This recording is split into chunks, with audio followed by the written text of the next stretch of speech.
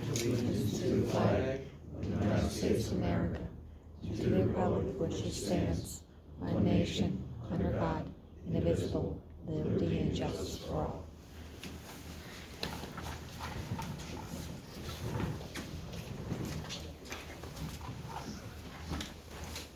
Any comments from the assembly before we start? There'll be time later. Need to review the minutes from previous meetings. There's two.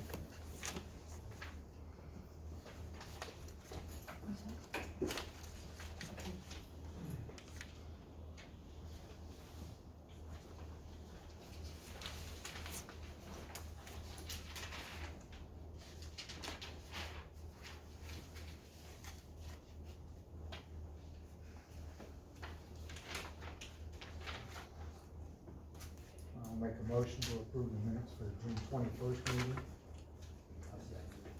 All in favor? Aye.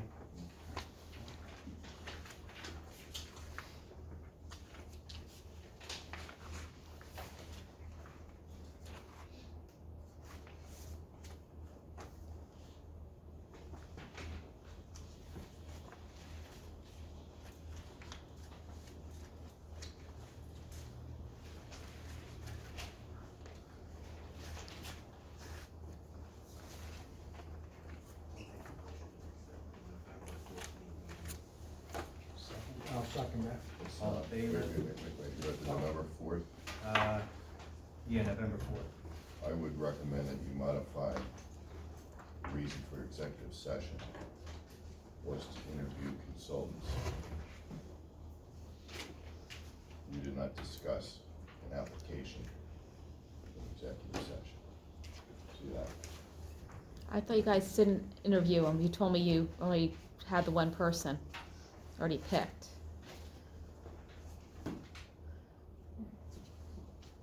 I asked because I could make that special meeting, and I was told that you guys decided in executive session or beforehand. No decision was made in executive session. The decision was made at the November 4th special meeting. Okay. Was there an executive session then? There were executive sessions held to interview Okay. When were they? consultants. When were they? Were they going to be added to the agenda?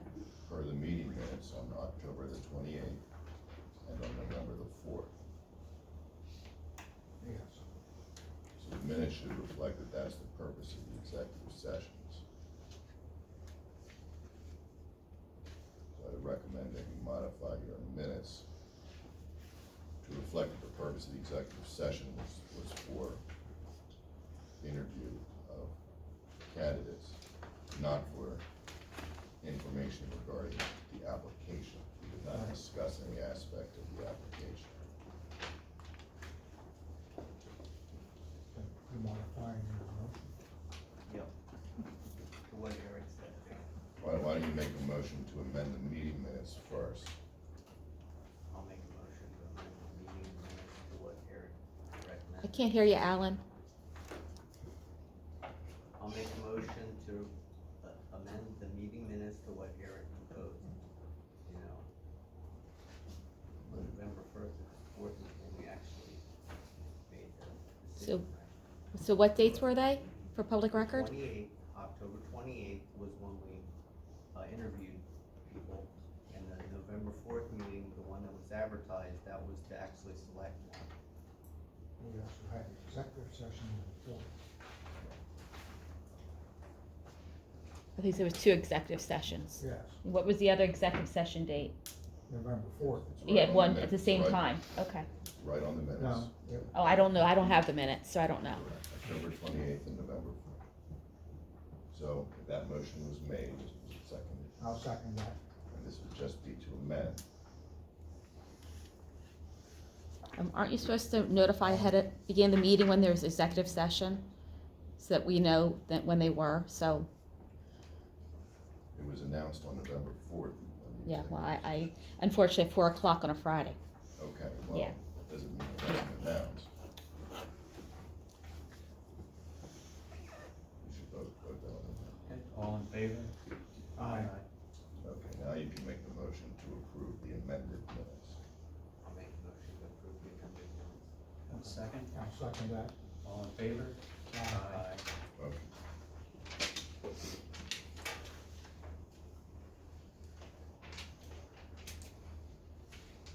Okay, we're gonna switch, the plan reviews around. We had, Burke's Homes going first. We're gonna do the, Morgantown Road, commercial LDP submission first. Just because that, should take a little less time, and then we'll get to the Burke's Homes, so.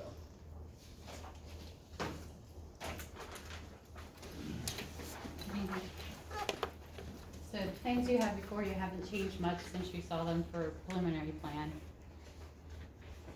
And we're in receipt of Scott's review letter from earlier this afternoon.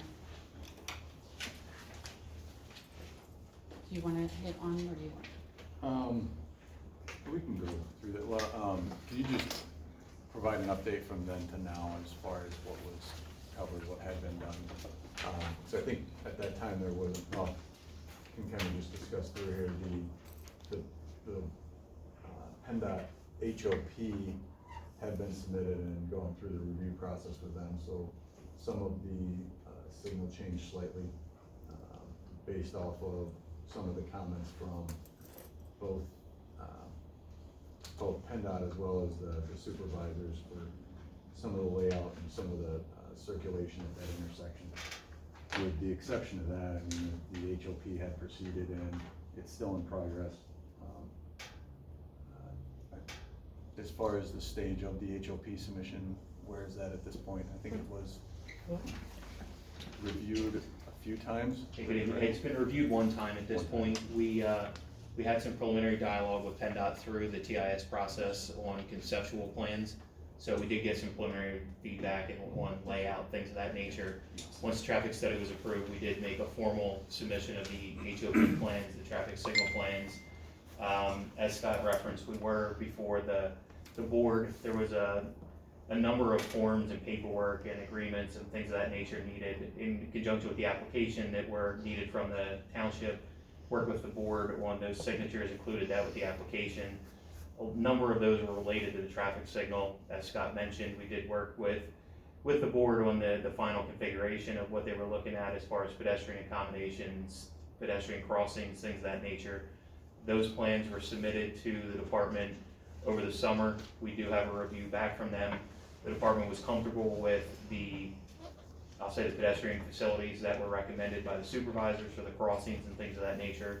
We're currently working through the revisions, anticipate a resubmission here within the next month to PennDOT. The level of review, the comments design-wise were pretty straightforward. We had no issues with revising the design to address the comments, no major design issues. We are working with Turnpike Commission, who is the owner of the property, on some right-of-way things, just cleaning some, I'll say, hills of the past up for some of the right-of-way lines, things like that really don't affect land development plans, but are being cleaned up. So I think we're in good shape with respect to the HOP.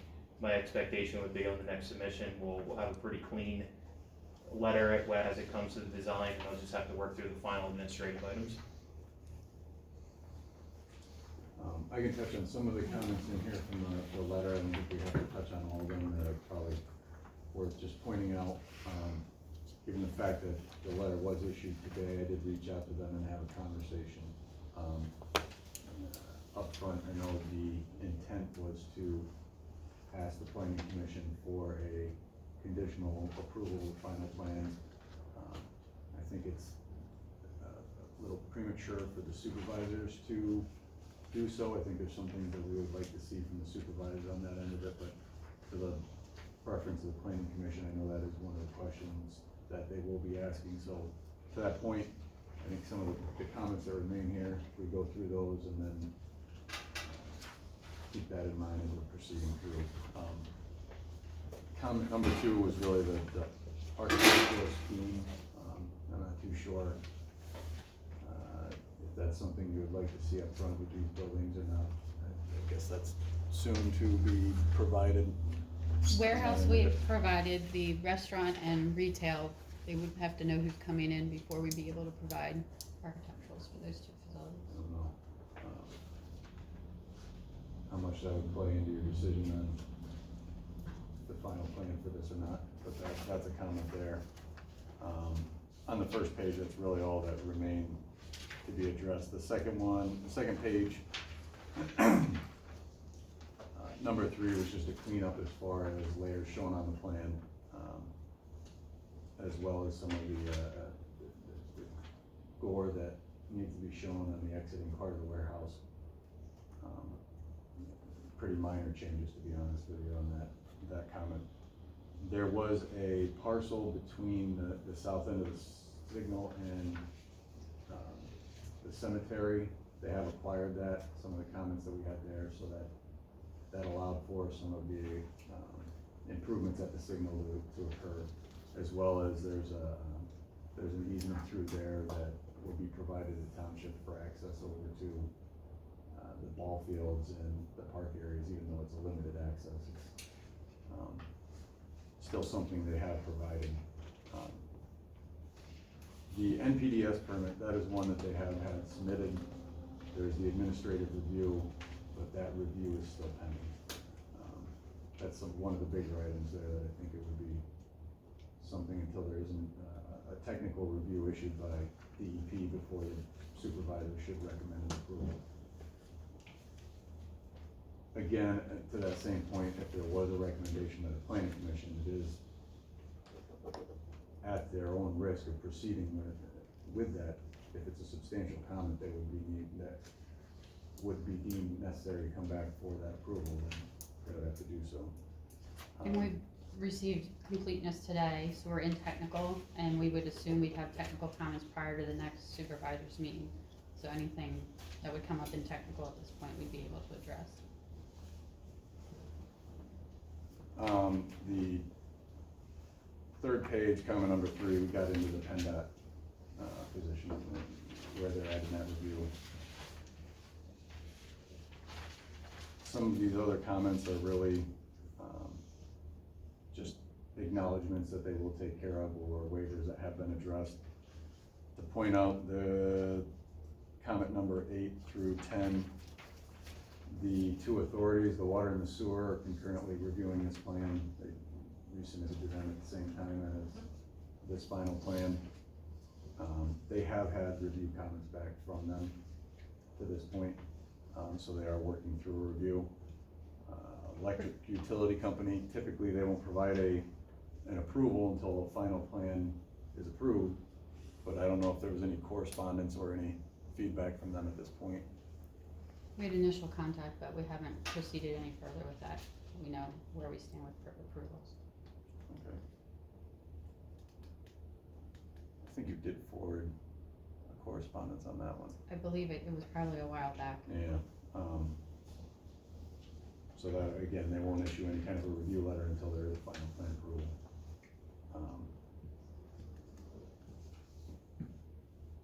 Stormwater, I think the only comments there that remain are to just go through the typical agreements that Eric would prepare and go back and forth with their with the applicant. One comment that I just kind of skipped over here, wanted to bring up is I don't think there has been Eric, has there been any preparation of the agreement between the township and the applicant with the traffic signal and improvements for that? I don't think I've shared anything with them. Yeah. I have a draft ready, but Okay. I need to get that to them. You know, that would be a modification of what's already there, plus. I think we'll just replace it with a new agreement, Okay. clean agreement. It's from the 80s. How old is that, 50 years now? We'll update it. Makes sense. Again, I think most of the comments in the stormwater are not really worth going through here. The NPDS permit plans were not submitted with this final plan. We did see them during the preliminary plan. There were some comments to be added for opposite Route 10, where they were adding the driveway, if you remember, onto the hotel side. They own the 2 properties. That was part of the PennDOT submission, so that has been through them. And they did add some improvements to that side as far as stormwater goes. There's really no outstanding larger comments to be addressed on that side of the road. on the last plan, or the last page, some of the comments there were, really minor in nature. I think the one to ask, and I can't say I remembered, there was a discussion of the preemption for the signal. Was that added with the plans? Okay.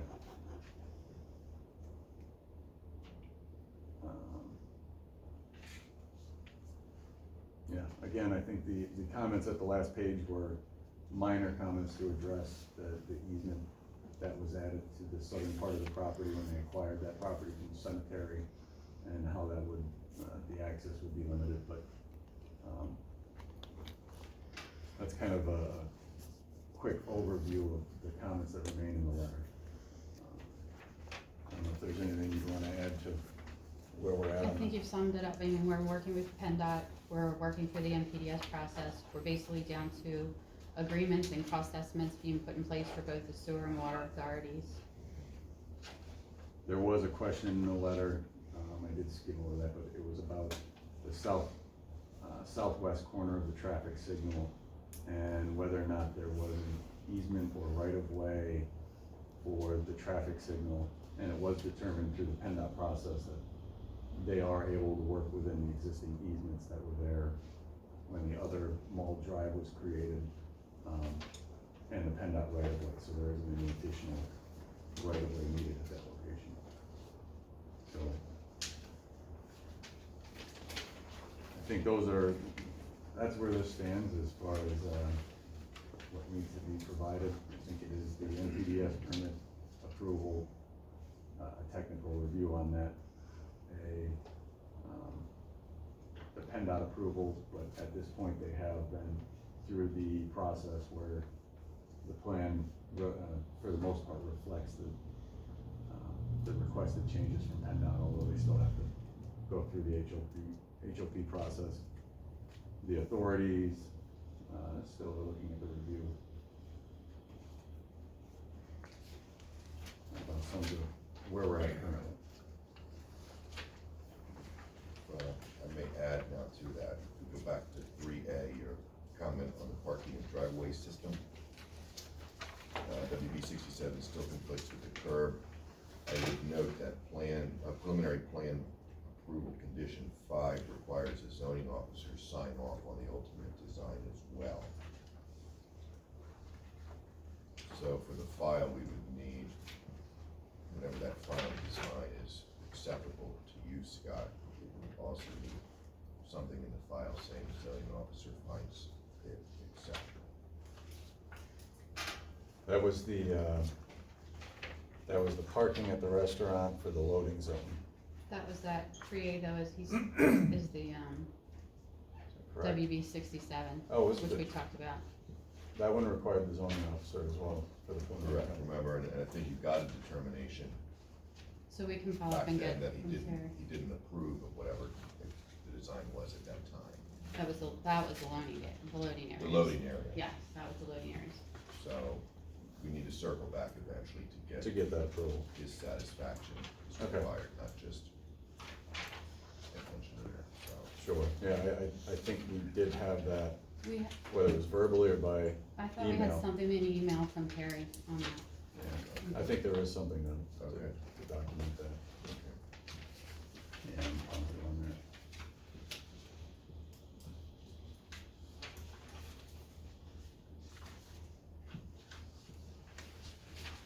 I don't know if any of you had any questions of what remains or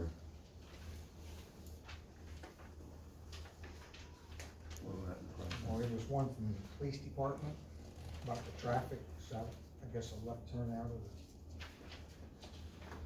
Does that need to be addressed, or is that already? Was that for this one? Yeah, about having to, they're gonna go southbound and to come out of the traffic light. Correct, That was a comment for the northern intersection? correct. Yes. I'm not too happy that tractor trailers are gonna be allowed to come out and make the left, or all traffic come out and make a left to go south on 10. I would prefer to see all traffic come out at the traffic light. It backs up already at that light, and we start getting trucks, sideways across the roadway while we're waiting for the traffic to change, put back up, they're coming across the turnpike coming into town. That's a 35, so they're doing 45, 50, coming over off of that bridge. And- Will it lead to accidents? I can't say, but if PennDOT says it's okay, I'm just saying I'm not too happy with it. And I think that discussion in the preliminary meeting occurred before I was involved. Right. So I don't know if you wanna answer that, Eric, I Yeah, can't we speak to did. it specifically. To the Scott's point, we did have a conversation, it came up Right. at the time, I think Terry Noggle actually Terry attended the was there. meeting with PennDOT. He expressed that concern. What we talked through at the meeting was the expectation for the warehouses. While we're not saying there won't be any tractor trailers headed south, we anticipate it's gonna be relatively minimal. It's a smaller warehouse, not gonna have a lot of tractor trailer traffic like you would expect for some of these larger warehouses. We do expect the majority of it's gonna be turnpike oriented or 176 oriented. So when we talked about it with PennDOT, they were okay with it remaining full movement instead of forcing everybody back through the retail and commercial side of the access. So that was where we landed, and we did a traffic study, showed the numbers, and they did approve it with the full movement. Right, I know PennDOT is the final stamp. I'm just saying I'm not happy that it may happen, and we may have issues, we may not. It's just like, the casino, we have no traffic light, knock on wood, the accidents has been minimum, but we've had a lot of close calls there, so Yeah. the same situation. And we are assuming, just to be clear, as far as the employee traffic with the warehouse, we did assume a portion of that would use the traffic signal. They're gonna get used to it, like I said, I think the tractor trailer traffic in that direction is gonna be relatively minimal. That we didn't design the site specifically to get the full-size tractor trailers back through that way, so that it does preclude it, and you're not intermingling the commercial and tractor trailers. So I mean, there was a conscious decision made on that end, and to bring them out that larger driveway with the big turning aprons and whatnot for the tractor trailers is, again, where we landed based on the conversation with PennDOT. I understand your Yeah. perspective though. And one quick question about the driveway going into the Holiday Inn. Will that be big enough for tractor trailer? Yes. Okay. So it's gonna be a similar design to what we're doing at the warehouse driveway. It's gonna have your traditional bituminous pavement, it's gonna accommodate your normal movements, and then there's gonna be a truck apron, the rumble strips with concrete, where traditional traffic won't travel over it, but tractor trailers will be able to travel over it, and they can get into the driveway. Perfect, thank you.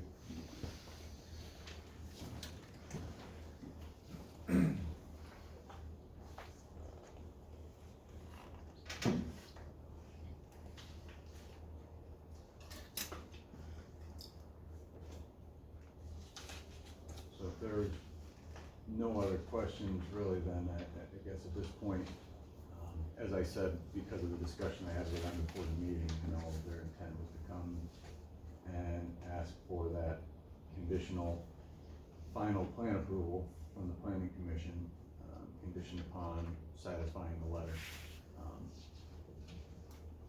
The comments I have there, I don't think the board should be providing an approval, but whether or not you would wanna grant that approval or see changes made prior to, or have something received, that's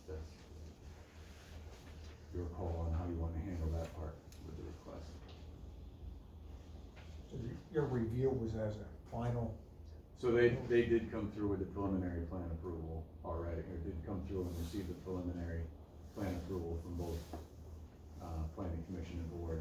At this point, they're looking for the final.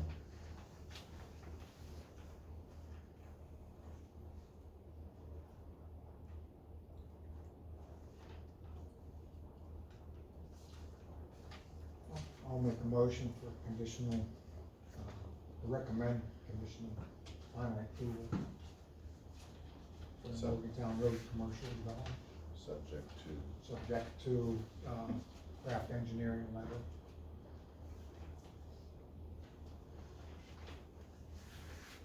Do I have a second? All in favor? Aye. Aye. Thank you. Okay, thanks. Thank you, Scott. Okay, next up we have the Bergson PRD submission.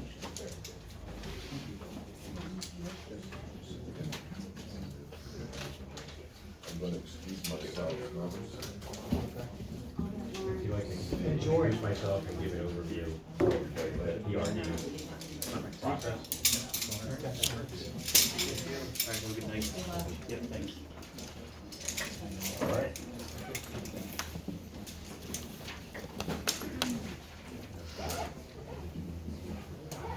Justin, you wanna just hang on 1 second? He's gonna. Yeah, sure.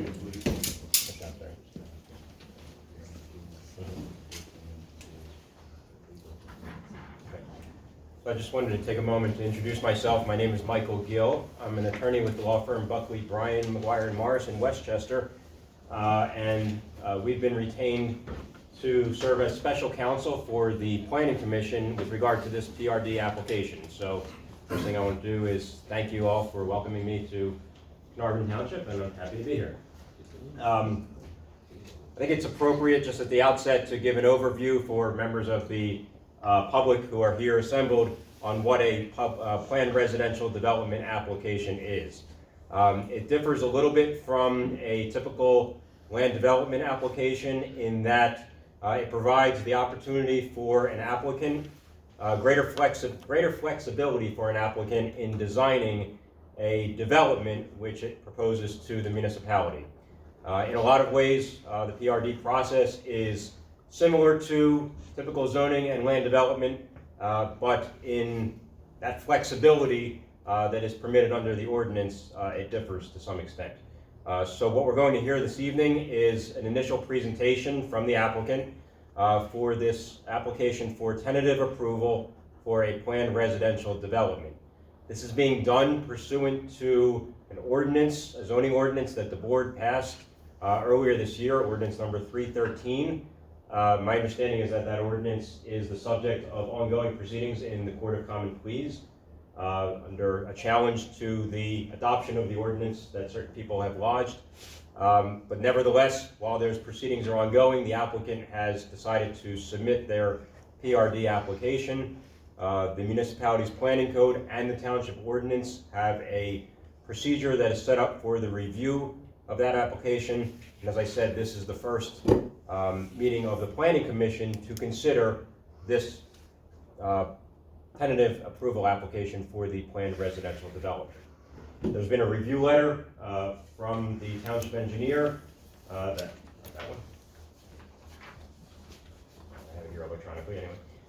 That's dated yesterday, November 14th, and I understand the applicant has received that. And with that, I turn it over to the applicant. But again, I just wanted to thank you for being welcoming and the opportunity to be here and serve the Planning Commission in this role. Thank you. So maybe I'll just make a quick introduction. My name is Charles Hawes, attorney with Barker Snyder, representing Burke's Homes. It would be our proposal to sort of run through the review letter. I think there are a number of items that we can acknowledge. Some items we'd like to engage in some discussion to see what the Planning Commission might want to see in addition to what was in our initial submission, answer whatever questions we can. I think our further thought would be to revise the application maybe for further consideration at the December 20 meeting, and the Board of Supervisors, I believe, have scheduled a hearing for January 10th, on this submission. So does that make sense to sort of run through the review letter, or would you prefer to take a lead on particular items that are of concern? That's fine. Okay. So, Do you want to set up the front? yeah. I appreciate the overview, because probably Roger and I are the only two that are in this room that have done a PRD in this township. That might speak to our age, but you're still younger. Several of us will kind of address this. Justin Morseri is with our engineering firm, which is Stackhouse, Wilkinson, Apex. They've all merged, and you all know Eric Mounts from Traffic Planning and Design. So the first two comments, I don't think there's anything we need to address there. The modification requests that we are asking have to do with the staging or phasing. And we can probably meet what's in the PRD requirements, but we looked at it from, we want to do the townhouses all together for a couple reasons. One is they'll probably sell faster, and we can keep going and building away from the construction. So finish, keep going, instead of if we break it up into several phases, you know, we would only have one access, couldn't go into the next phase or the next stage. So that's why the townhouses are requested in stage one. Also, the relocation, which all of you are aware of this because it hasn't changed from when we started. The relocation of Willow Glen Road to bring it over to the traffic light. And Eric will address the traffic comments because we did have a meeting today with PennDOT. So stage one would include the townhomes, the extension or relocation of Willow Glen Road, and also the connection to Highcroft, so that the traffic that we think we're improving by a direct access to Highcroft to a traffic light, and also bringing Willow Glen to a traffic light would all be in stage one. And then the commercial, we also have that in stage one, because it was our understanding from the discussions that went on over the last year and a half or so, was that the commercial was something that everybody wanted to see in the beginning, regardless of whatever's going to be in there. And we can talk about that a little bit as we go through this process. So that explains the stage one, and then the stage two and stage three are basically just how the road network would work, and not getting a section of a road stopped so it wouldn't have access out. So it would always be two ways out of a stage. So that doesn't meet the requirement of the 20%, and so that's why we're asking for the request. Your math is a little better than ours, Scott. That was a rounding error, so why it didn't make 100% of the total number of units in item 3. And then item 4, we'd like the commercial to be in stage 1 for reasons that I previously stated. The request would be the relief from 50% of the total residential units, which is what's in the PRD ordinance. It says 50% of the residential need to be completed before the commercial starts. And I think that's probably because other PRDs that I've worked with have kind of the commercial that's just related to the community that's being proposed, not so much the outside world. So that's number 3. Number 4. Number 5 is also a modification request from the 10%. The ordinance says you shouldn't vary 10% from the total number of units, and since we're kind of front loading a lot of the units, we can't meet the 10%. So that's the request. That's why we're asking for that modification request.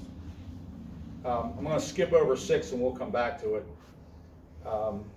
7, the modification request there is 80% of the landscaping has to be complete. We can meet the 80% per stage if it relates to the screening. The issue is really the street trees. We like to put all the street trees in at the same time, so as a phase or a stage is like pretty much completed, we would like to put all street trees in so they're of the same caliber and they all kind of grow together, so we don't have a couple of straggler lots and we end up with 2.5s versus 4s calibers that are have a few years of a jump start on the growth. So that's the intent of why we're asking for the modification for the 80%. If we're just talking about the screening, we would complete the screening before we move into the next stage. But it's really the street trees that are of a concern that keep us from meeting that requirement. And I'm just curious on that, are you saying that you would complete the street trees for each stage before you move to the next one? So, or are you saying that you would like the whole development to have the same caliper street trees? And the reason I ask is it seemed like if you Good put question. if you jump from one stage to the next and you put the street trees in before you go to that next stage, it seemed to me that you would be closer to 100 than 80 anyway at that point, but that's just the part I was missing. Well, there's not a requirement of number of units to be completed before you go into the next stage. So the thought So, was. so the answer is, we would want to do the street trees on a stage by stage basis, but let's look at like stage one. Let's say these homes in here aren't sold, and we would put all these in, maybe these here, and not put these in, because they're gonna get destroyed if we put them in before a house is finished. It's just, I don't care what size lot you have, they just get destroyed. So we would wait until the end. So the intent would try to be to have them all installed, but looking at a pace of sales, I'm not sure that we can get all the street trees in to meet it. That's what I wasn't 100% clear on, as far as how would it not meet the 80%. It was the proceeding to a second stage or subsequent stage, even if all the housing wasn't completed. Well, maybe the question is, how do you determine your 80%? I was looking at 80% of street trees. Of just the street trees. And if we're gonna look at total tree count, then it wouldn't be an issue. If we're counting the trees in the stage, we could probably meet the 80%. But if we're looking at the street trees separate. Yeah, Well, we can clarify that later, maybe, instead of trying to hash it out. Yeah, I don't think it was very clear on street trees or landscaping, which in that case, I think it's landscaping in general, but. We'll clarify that waiver request if we. We'll count the Yeah, I number of don't. trees. Then back to 6. The comment is the high-level schedule that was submitted, that was just in years. I'm not sure what you're looking for there. No, I think that's just specific to that. It was strictly stages, and from generically whenever it was submitted, there was a years put along with those stages. So there was really, it wasn't very much detail other than stage and duration of time for each stage. That's all. It's kind of saw that as the high level quick staging. I don't think there was a specification for much more than that at that requirement though. So do you think it meets, does it meet what you believe the intent of that section is? I think as far as the scheduling goes, I don't think there was any specification beyond that than just stating more or less than what you had on there. Okay. Yeah, I think, and to that point, typically the review letter would say comments in bold are looking for additional clarification or not necessarily meeting the requirements of that section. That was the intent there of the bold to the not bold, just to clarify. Okay. Sorry for that. I was wondering why Yeah. that helps explain that. I was wondering why you had bold and not bold. Yeah, my apologies for not having that in the front. And some of these items, I believe, are final plan items because of the difference between the PRD and, a typical plan submission, whereas preliminary plans would have a heck of a lot more detail than what's required on a tentative plan. So some of these items, like completion of, like number 8, completion of improvements, guarantees, and maintenance, I mean, that's gonna be a final plan issue. Mhm. Actually, it's gonna be beyond final plan, but it would be a condition of final plan approval.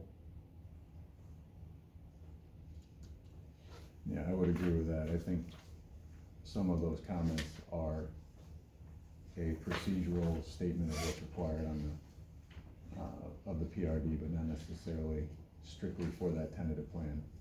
I think that, But we agree that 8 has to be complied with, so it's just, now's not the time when we can comply with it. Right, so the point of the letter, Scott, is simply to point out, generally speaking,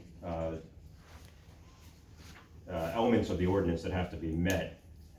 Some of these are substantive, and the applicant will need to submit more information to demonstrate compliance, or so that the planning commission and the township can evaluate compliance. But some of them you're just noting to say, this is something that ultimately has to be complied with. correct. Okay. And I think that clarification I was trying to provide, I apologize it wasn't in the front. I think there are comments in here, as you just explained, but the bold comments are looking for a further explanation, or as provided on the plans, generally need additional information, or the comment itself is trying to explain why I didn't see the compliance with that section. So if we go through this, and the ones that are not bold, and we're like, we agree, or we will comply, we can just keep on going. Is that, I would think so, okay. yeah. So number 8, we agree. Number 9, if you're asking for a statement, we can provide a statement. Yeah, I mean, I it's think the simply a plan's statement. kind of self-explanatory. I agree. I think it was just meeting the intent of that comment, and not necessarily a critical factor. But that being said, Scott, if I could just jump in, you are suggesting that greater detail on the commercial component is required. Is that right? Yes. We didn't get to that yet. I'm Yeah, sorry, we so have- I'm we have- sorry, I was looking at number 9. You're right, it's in 9 and it's reiterated at later points, so we'll get Okay. into the Yeah, detail of it. absolutely. Okay.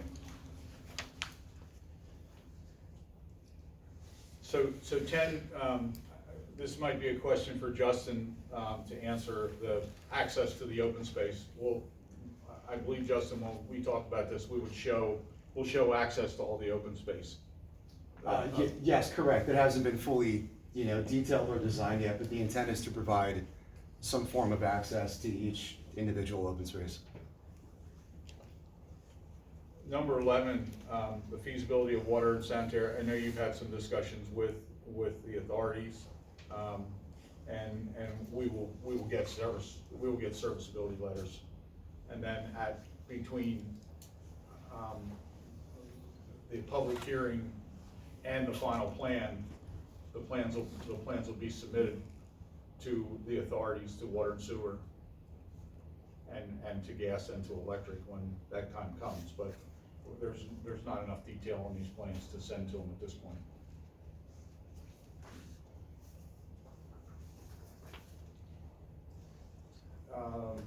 Number 12, the covenant easements and the declaration. I mean, we gave you a draft of the HOA docs. They have to be further refined, and all that'll be addressed in the covenants. And when they're submitted, you'll have plenty of time to review them. I think, your attorney will review them, you'll review them, planning commission will review them. I think the second part of that comment was there was a meeting today, more or less a Zoom meeting held with PennDOT to discuss the review comments that PennDOT provided on what the initial step for their submission is, a scoping application, which is kind of a high-level preliminary submission to them on what intersections they would propose being studied, the expected traffic counts to be completed. Our office provided some input on nearby developments that would contribute to the traffic that should be included, that wouldn't necessarily be shown on the traffic counts example, the corner with the Popeyes and Wendy's that is approved and moving towards construction. There was a follow-up meeting with them. At that meeting, the Pennsylvania Turnpike impacts were also discussed. I don't know if you want to speak to that, to just Yeah, give Eric, a little maybe, bit more. I think it would be helpful to the planning commission to show them what PennDOT's looking for as a result of the conversation today. Absolutely.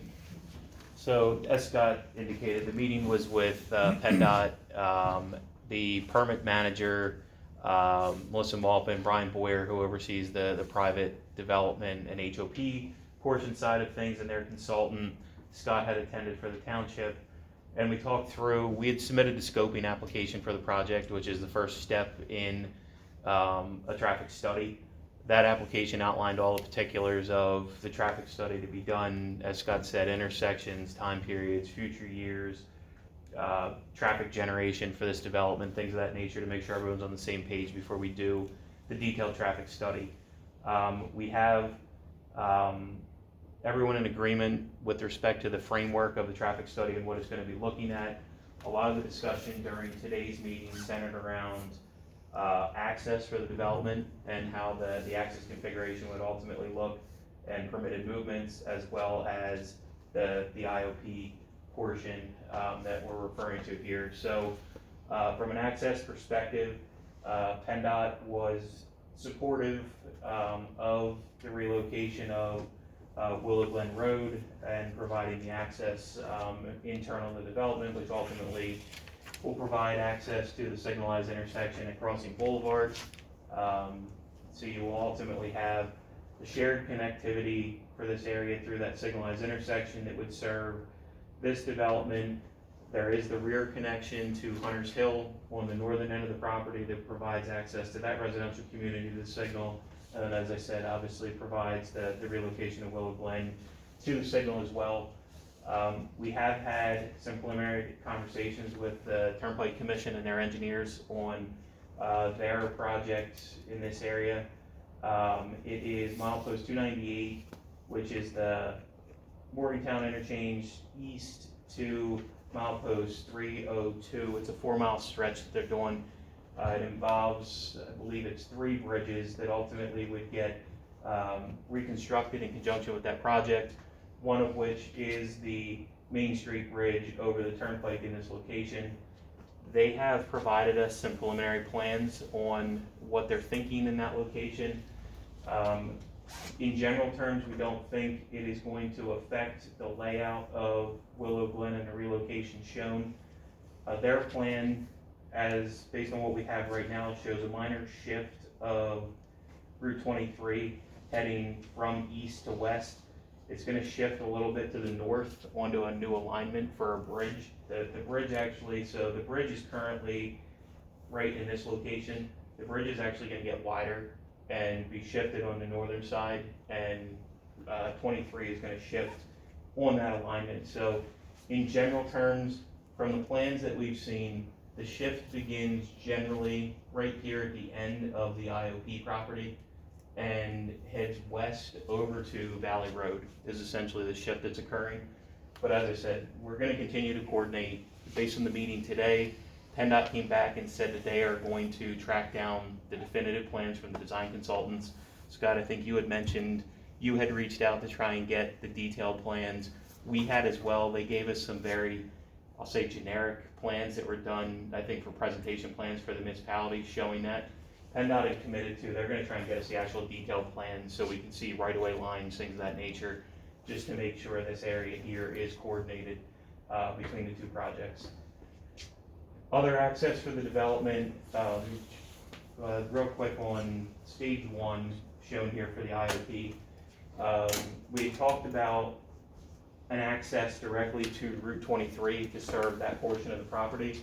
PennDOT's take was that they, given some of the prior planning with the Crossing Shopping Center across the street and some of the restrictions that they had applied there, they do not want a full movement driveway on Route 23, meaning basically entering lefts, rights, exiting lefts and rights, so those 4 movements. They don't want a full movement driveway. What they recommended is potentially looking at making this an enter-only driveway. So you would be able to use the center turn lane that exists along 23 to make the left in at this location, such that you would not have to go to the signal and loop back around to get into site. And then you could also make the right-hand turn movement in at this location as well, but they didn't want to see an exiting movement there. We're going to continue to work with Scott through the traffic study process and PennDOT on the appropriateness of that driveway. As I said, we have the signalized access. Go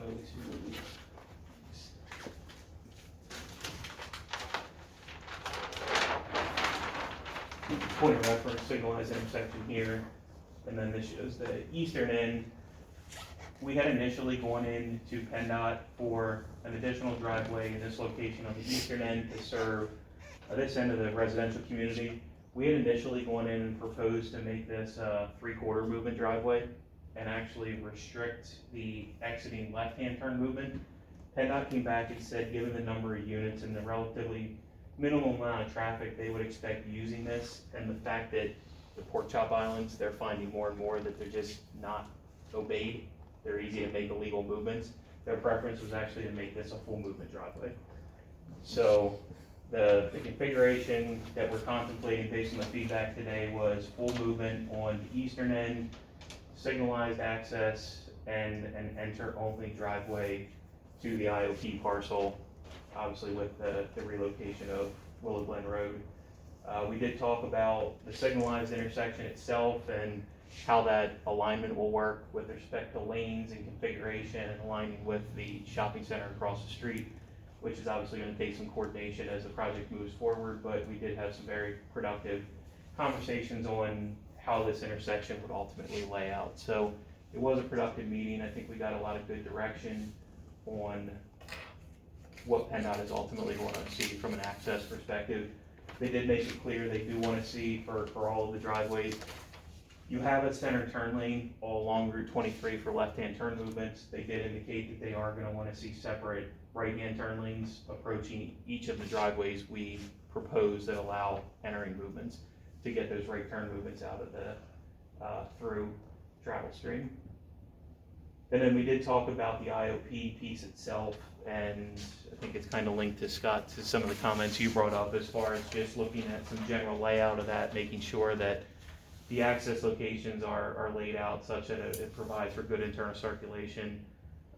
Chief, I think one of the things that came up that would probably interest you and Gary agreed with is PennDOT indicated that, for example, like if we do an enter-only driveway, trying to preclude something that would be a straight-through shot aligning with the roadway across the street so it doesn't become a cut-through. Gary had indicated he agreed, didn't feel that would be appropriate and would work on a design to preclude that. So I think our next step in that regard is go back and tweak some things based on the feedback we got on access, and then start looking at the overall access layout for the IOP piece so that can be included on the plans moving forward.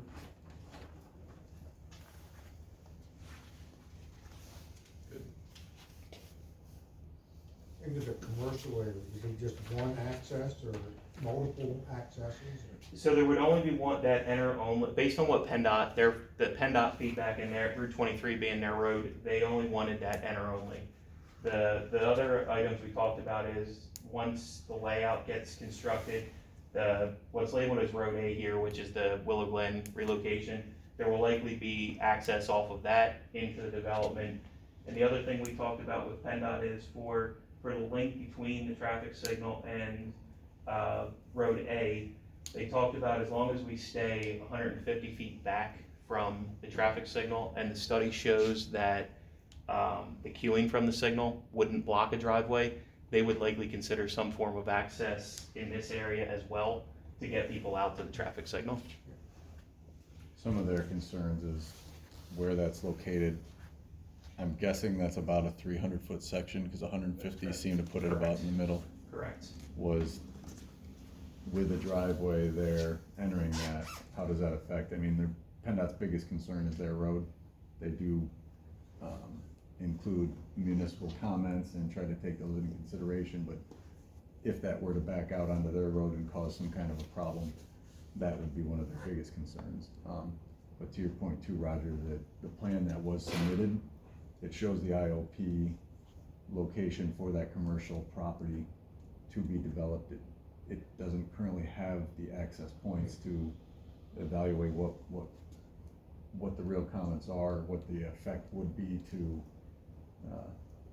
either the proposed road for the township in the back, which is the relocation of Willow Glen, or how would it be handled internally as well. And I think some of the things that we were, that I actually was thinking of after the meeting was where those locations are for access, and just to consider when and if a truck does turn in there, because I think it's eventually, there's gonna be the deliveries and the necessary accommodations for whatever the biggest truck is expected, but anticipating there would be some kind of a tractor trailer that, say if there is a restaurant trying to get in there or somehow access the property, to make sure some access point reasonably can accommodate that if they do get in there. So it's not necessarily a trap that once they do get in, they can't navigate around. And once we get to comment 19, right, we want to spend some time on, Okay. on what you folks will want to see as far as what we put on the next submission as far as the IOP. So we can talk about that a little bit, you know, a few more items down the list here in detail. You go to 13? Yeah, 13. The intent for street parking is on one side, and comment 27, there's a mistake on the plans. We indicated the streets that were not going to be dedicated, the cartway would be 28 feet. They're shown as 24 on here, and that was a mistake. That was a communication issue on our part, and we represented 28 all along, except for Willow Glen and Road B, which is the road that connects. It would probably pick up the name of Hunter's Hill, I guess, whatever, if that's what the township would like to do. Those two streets are the only two that are going to be offered for dedication. Obviously, you know, Willow Glen's already a township road, and then this connecting road would be dedicated, offered for dedication, and those cartway widths are 30 feet wide. Talk about parking on one side, we are requesting, and that would probably be one of the waivers, sidewalk on one side of the street, and that would be the side that parking would be on. We talked about this street, Willow Glen, there would be no parking. This street would have parking, but there's no emergencies. We'll build it into the documents for the commercial, that if someone can't get their vehicle off the street, that they can park here, so that this is a clean shot for plowing. But parking on one side, excuse me? Where was that, Gary? That's a connecting road from Highcroft down to the traffic light. That would be like a. And where'd you say the overflow? In a commercial area. Okay. We represented that as we were talking through the PRD process. I think we roll that into a development agreement. But if we need to address that in the narrative in the application, it's just consistent with what we proposed earlier. Yeah. It seems to me the more detail that can be in the narrative, the more that gives the planning commission to chew on. Okay. And I think the layout of the ordinance 313, which was adopted, with that clarification, which is definitely needed there. If the intent is 28 feet, that ordinance did allow for parking on one side of the street in that situation, I believe is the way it reads, and parking then would be on the same side as a sidewalk, if a sidewalk was permitted to be on one side of the road. And the thought is we got some walking trails that you know are not parallel to the streets, and it was kind of our thought that we'd have a walking trail in lieu of sidewalks on both sides. And just to clarify, it's for the roads that were dedicated, which is roads A, Willow Glen, extension Willow Glen, B, which was just for discussion purposes, the extension of Hunter Hill. Both of those are intended to have parking on one side? No, not Willow Glen. Okay. Road A, Willow Glen. That's where I was going with this. We're not proposing parking on that. That's the portion that has no houses or driveways on it. Yeah, only this road parking on one side. Okay. And that would stop here, correct? We're not proposing Yeah. parking down here. That's correct, yeah. And we're not we'll ask for the relief of sidewalks along Willow Glen Road, and in lieu of that, we would have the walking trail through the landscape berms. Does that provide any pedestrian connections from the residential component down to the commercial? Yes. So I see the sidewalk on the Sidewalks on the east east side of side Road B. of Road B. But if residents wanted to get from stage 2 down to the commercial, the sidewalks end on the north side of Willow Glen. There'd be crosswalks and then pedestrian connectivity into the commercial component? Yeah, I think That's a good question, and that's something that we should talk about when we decide how this is gonna lay out. If we're gonna have some access in the back for trucks, we may wanna have a couple of crosswalks here. That's a good point. And maybe the thing to do is to switch the sidewalk from the east side to the west side of Road B between A and Route 23 in the traffic light.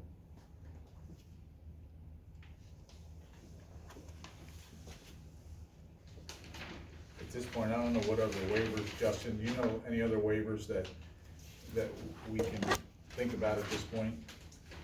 I don't. No, I think that was it. We had a couple questions on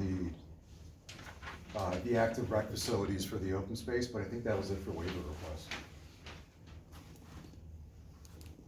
Okay, well, let's talk about the common open space and the rec areas. We can kind of put that all in together. We didn't show anything, Justin. I think we wouldn't mind having a discussion with Parks and Recs, even though none of this is gonna be offered for dedication. We wouldn't mind having their input in what they would like to see. And that addresses your comment 16D, Scott. I think you asked if the open space was to be dedicated, which it's not. Okay, yeah, I think the narrative made reference to it, but I think that kind of conflicted with some of the HOA intent. I think what he meant by that was dedicated to the HOA. Okay. Because we've, correct me if I'm wrong, I don't think there was ever an intention from the township to take any of the open space.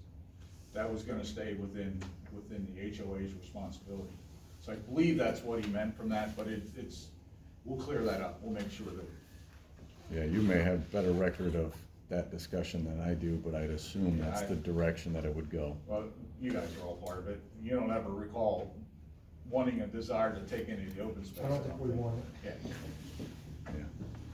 So the upshot, you'll have a discussion with Parks and Rec, and if we need to show concept plan of recreational facilities, like parks, playgrounds, that kind of stuff, maybe we'll put that on the plan. If we can get some guidance as to what would be preferred, we can put that on. Yeah, I think that in my reading of the ordinance in that section of the requirements for the PRD, it seemed like that comment number 15, section 62810M, it referenced the common open space recreation facilities. And to that point, it was just a comment of what is proposed to be at the common open space locations. It seemed like there was a further definition of common open space to have active recreation to a certain percentage of the common open space. I know that was further in the review letter here, but in the center of the townhouses, they have that area designated as an active recreation area. And then the area kind of north, but between the townhouses and the homes, that is the second area, is the active recreation. I know, I don't want to jump ahead on comments, but there was a question as to what would be the active recreation, excluding probably the stormwater, only because to me, the active recreation is supposed to be improved for active recreation, not improved for the stormwater. And questioning some of the percentages there, but I think that would be the area where there would be recreation facilities if they were provided, and the question was what and to what extent, yeah, So we can show that, and not to steal Justin's thunder, but Justin asked a question about, what if we had underground, stormwater storage facilities, would that, if you have an area that would be flat level, ground for playing, do you see that carved off if it's an underground? Yeah, so we're permitted to have up to 25% open space for stormwater. If we go underground with some of these facilities, does the area above it, assuming it's green and lawn area, would that count against the 25%, or can we then utilize that for both stormwater and active rec, for example? I think we can talk about that if we want to take a closer look at the ordinance. Yeah. I see where you're going. Right, so we're talking about not in a swale, not in a, basin or Right, something so like that. it's not an above ground facility that, hey, as long as it hasn't rained in the past few days, go Right, play but ball. right. All of the stormwater facilities are underground, Right, if that happens. Right. And also for surface basins, so this currently shows the trail system. If we would propose a trail system across a basin embankment, for example, to just enhance the current trail system, somehow incorporate all open spaces with the trail system, that might include running over embankments. Would that maybe be considered as both stormwater, but also active rec? Again, I think, as you said before, as long as it's not conflicting in any way with the ordinances, I don't think it, yeah, I think just a cursory kind of comment would be that active trail system in lieu of a sidewalk, we're still gonna be looking for the ADA accessibility requirements on that as well, so assuming that it's not going up and down a berm where it wouldn't be Sure. Yeah, we'll meeting have to make the those, spillway flat enough to comply with ADA compliance. something along those lines. I don't think that would be a negative impact or something that you wouldn't want for that walkway. I don't know if that's something you'd consider or not, but it seems to make sense. Okay. But again, I think it's something to look into and discuss. I think we're at number 11, the feasibility for water supply and sanitary disposal. I think we're past that, right? We're past We're on that. 13 and. Yeah, I kind of I jumped covered the page, back I'm to sorry. some of the other comments there. Yeah, we're at 16, sorry. Right. So 16, that has A through E. Are they items that we would have the information as part of the testimony at the hearing? Or is it something that you're looking for in our next submission to the planning commission? That's specific to the request to the fire, police, road department for their comments on the plan. We can make that, request between now and the next planning commission meeting, or are you thinking that's just something we have to have by January? 16C is pretty substantial if we have to do that by. Yeah, again, I think the planning commission, in order to make the most informed recommendation it can, should have the most information that it can. I don't mean to suggest that full stormwater design is necessary, but some level of feasibility so that the planning commission's comfortable saying these potential stormwater management areas actually will be able to work as stormwater management areas, and they're not just, I'm not suggesting this is what you did, but that they're just, thrown on the plan because that happens to be a place where there's not houses. Again, I'm not suggesting that's what you did, but I think the planning commission needs to have that level of comfort with feasibility. Because obviously we're not gonna have an NPDS permit.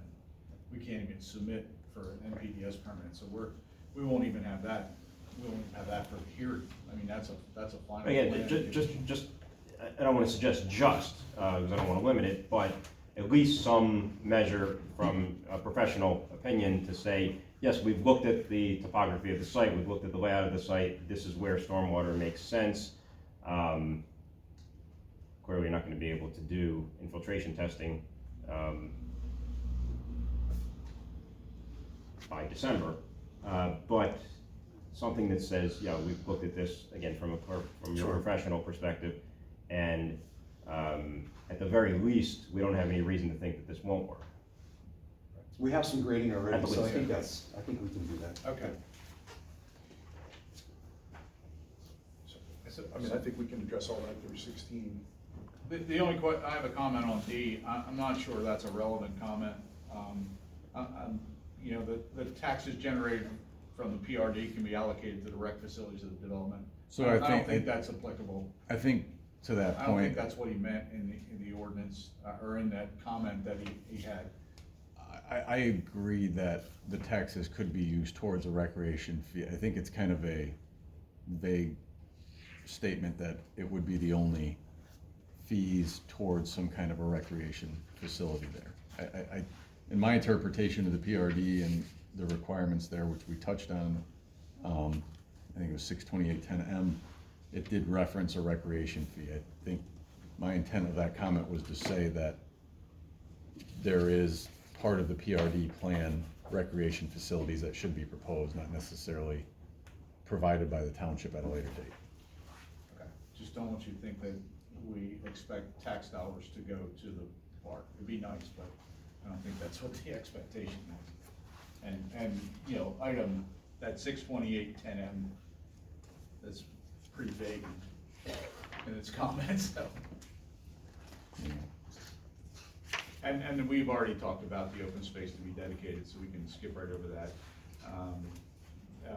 Item E, we can have that information as well, updated information. We shared stuff over a year ago. It needs to be updated, so we'll get them to update that. Number 17, I mean, a lot of that's gonna be final plan items as well. You know, to meet all the standards of the saldo. I don't know how we can do that by the next submission.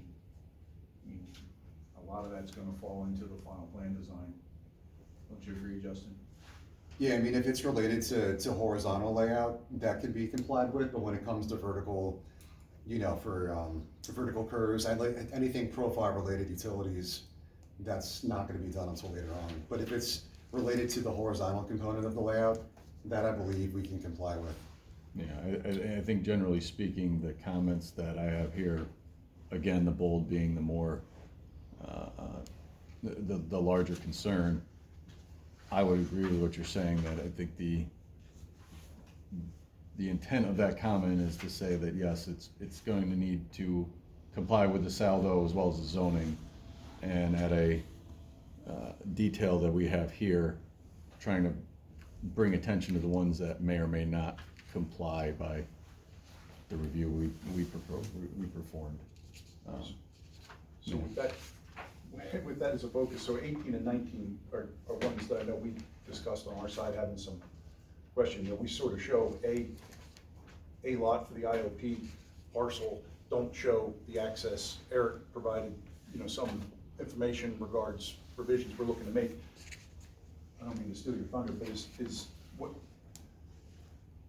that something where, you know, we don't have design pad sites with particular uses in mind, so we could show, you know, one or more proposed uses as far as a restaurant or, you know, that kind of thing, to show parking that, you know, we can demonstrate compliance for a commercial use in there. Is that sort of what you were looking at for 18 and 19? Yes, yeah. We use some assumptions for the PennDOT permit, Eric. Correct. Maybe that's what we should show on, for the next submission, is what we use as, we had to use something to do the counts, and I think it's 1 acre zoning, 1 acre lots is what the minimum requirement is. We could go and take what, you know, we used as kind of a what if, kind of to maximize the traffic counts, and just show them on here. So we would show the building, show the parking, all the way across here. It roughly would be like 7 pad sites. We would have the parking that meets the ordinance. The one thing that we talked a little bit about today with PennDOT is where the truck traffic, the deliveries go. Our preference would be that they would be in the back. So we would have some access off Road A, Willow Glen Road, onto the back of the facilities, so we're not bringing trucks in through the parking lots where the cars are parked.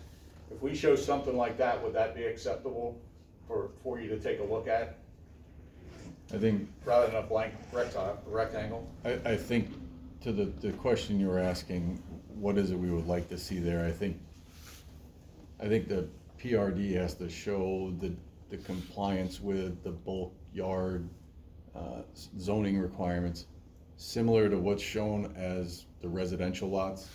It shows that they can meet the general setbacks, the layout for the properties.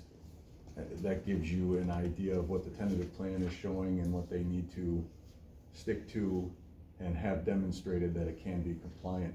That's, I think, what we'd be looking for, the same in the commercial as what generally would be required for that. As of right now, without having the setbacks or any type of use to demonstrate the access points and circulation, parking, there's generally no compliance that we can say is met on that parcel for the zoning. So, and again, I was gonna say, but again, just to be clear, that I guess for traffic counts, we figured it out, like, what sort of the most intense Yep, and use could be. I think that's If we showed that, exactly. we're not necessarily looking for tentative plan approval, that these are the 7 pad sites we want. So if we had to come back as part of like, the final plan, or like land development plan, building permits, we only really want 4 pad sites, whatever And- revisions we need to make, you know what I mean? Like, it's and- not, the housing was, the residential component has a more detailed design. The commercial, we don't have it, which is why it wasn't on there, but we could show it more intensive or show a single use, you know what I mean? I do, and I guess and again, this is my interpretation of the ordinance, is if that is what's shown on the plans and it comes back and that changes, the PRD process allows for that to be revisited. If it doesn't follow what the tentative plan is, there's the procedures outlined in whether or not that needs to come back to have another hearing held to decide if it does comply and continues forward without the hearing or not. So I think to the extent of something has to be shown to demonstrate that compliance, unless I'm mistaken that it's not technically part of the land development for the PRD, my interpretation is that commercial is part of the land development PRD mixed use process. Since the underlying zoning is IOP, if we follow the IOP for that commercial area, is that gonna be acceptable? Because the PRD really doesn't address the commercial uses in detail like the IOP does. So the underlying zoning is IOP. So as long as if we go in and meet the requirements of the IOP, it's 579 in your ordinance, and what we show in there is, that should be, I would assume that should be acceptable. Well, you still have to show, the commercial has to be shown as part of the PRD. I understand that, but Your question is whether, with what standards do you have to show compliance? correct. And I haven't looked at that, and we obviously haven't talked about it, but my sense, so it's just that, is that you would show compliance from an area and bulk perspective in the absence of specific criteria in the PRD. You'd show compliance with the underlying zoning from an area and bulk perspective. But we still need to have some level of detail to show how that commercial component is going to fit into the PRD and when it's going to be built. I know we started out this conversation with discussion of when the commercial would be constructed. And then if it turns out to be something different, then there's that subsequent approvals process. I mean, we do have some interest. We stopped marketing it until we got through the process of the zoning approval. So, we do have some uses that, we have some intent on, some letters of intent. Yeah, my sense is show what you ultimately think is going to be built there. Obviously consistent with traffic information.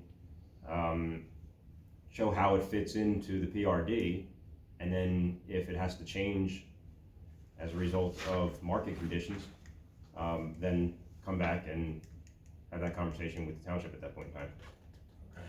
I think we got, that answers our question. Yeah, so for all 7 lots, we have 7 IOP parcels. Each one essentially is a sketch plan as far as what we're gonna propose as a use for each of those. That's more or less what you're looking for.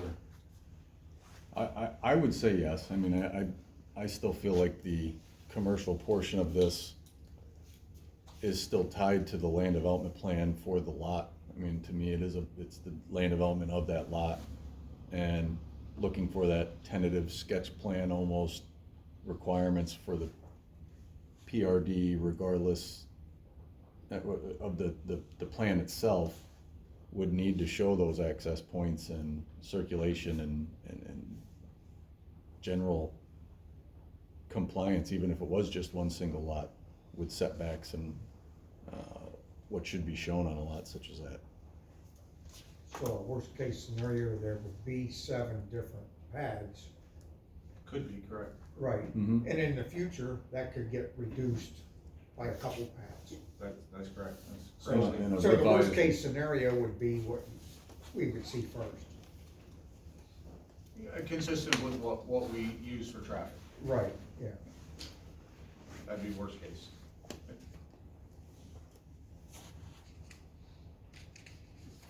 Where are we, Chip? Well, I mean, we talk about 18, 19, and sort of, I think that checks, now we're out of bold for, 20, 21, 22. If we acknowledge each of those, Yeah, we'll comply with each of those, Smithy, down to 24. We kind of talked about that too.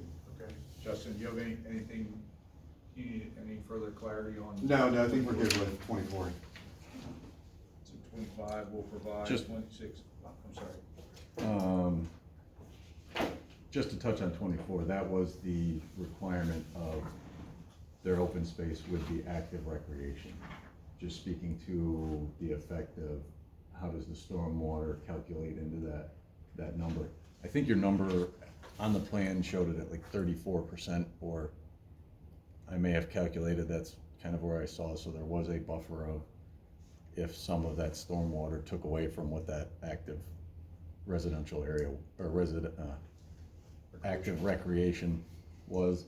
But just to not skip over that so you understand what that comment was, it read to have an improved for active recreation area for that specific zone, so that's what that comment was. But they did touch on that and had the questions about the underground detention and can that qualify, so. And just to be clear about that point, what I offered, and I think what Scott offered, are our initial sort of senses. We want to go back and take a look at the ordinance. Specifically. I hear where you're going with that. I don't want to use a pejorative term, but it has a sense of double dipping. But we'll go back and take a look at it.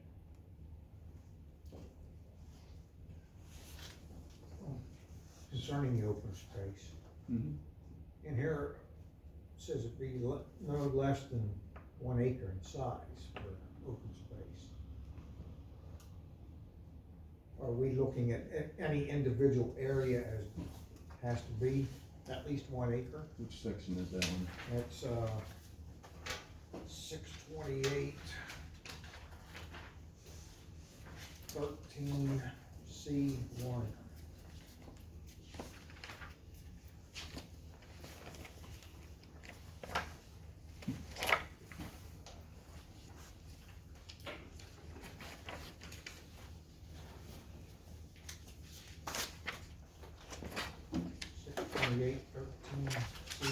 2013, so.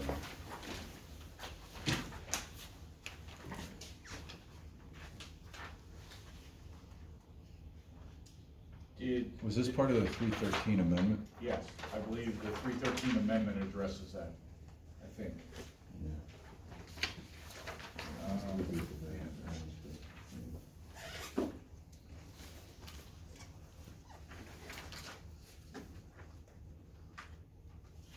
No, that was 12.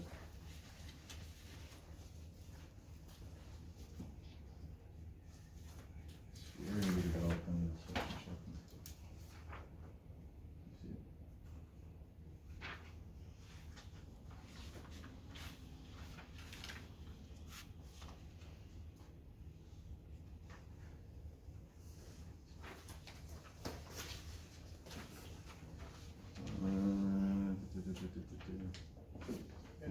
ordinance together. 313, section 598G has site requirements.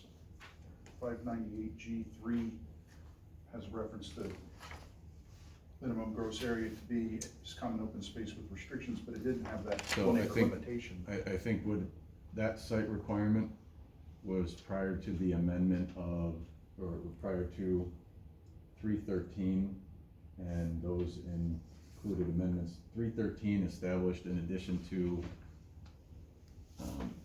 R1, R4, and R5, it created the allowance of the PRD in the IOP. So that applies to the R1, R4, and R5, but since it didn't list the IOP, it wouldn't necessarily be applicable to this specific overlay in the IOP. Okay, yeah, cause I was gonna come back to 13A here. I'm actually looking at 13A, I'm sorry. So the question is whether or not ordinance 313 repealed or rendered inapplicable to this PRD at this site in this zoning district, this 1 acre size requirement. I don't see anything jumping off of the ordinance 313 that suggests that it did. And was that each area is to be? Yeah, the Right. language says that each open space, or no individual common open space shall be less than 1 acre in size. And it otherwise refers to common open space either collectively as the common open space for the development, but here, the board used the language, no individual common open space shall be less than 1 acre. At first blush, that would suggest to me that you can meet your common open space requirement in the aggregate for counting, 25 or 40%, but no individual component of that can be less than 1 acre. In other words, the board likely didn't want to see, 1/4 acre here, 1/3 of an acre there. You say, okay, we've got, 10 acres of open space, but none of it is actually usable. Right. Well, so that, we'll take that under advisement, and if that needs to be an additional waiver, we do have a number that are significantly larger than 1 acre, but there are also, a fair few that are 1/2 acre, 4/10 of an acre, so if we need a waiver on that item, we'll just have to write that in as well. Thank you. There's just a question of whether this. I apologize that it was to be removed, but it doesn't clearly address it. Yeah, that's a good question. Yep.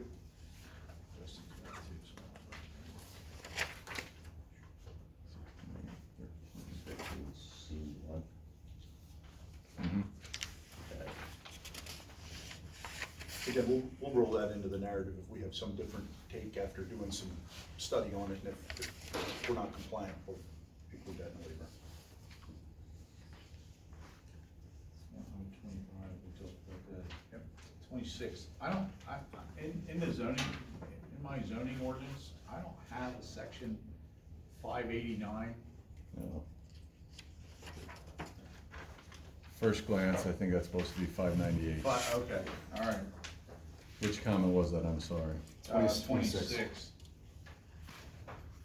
I believe I do have a 598. Yeah, since the entire new 331 created 598, I think that's my Okay. error, as long as there's an L1.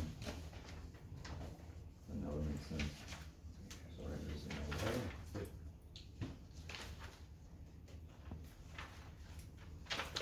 So to try to keep us rolling along. There is an L1. Yeah. Yep, okay. I was hoping that's what it was. So 27, we Yeah. acknowledge the error on the 24 versus 28, we'll revise that. Yep. 28, we acknowledge. 29 will provide. Right. 30 will provide.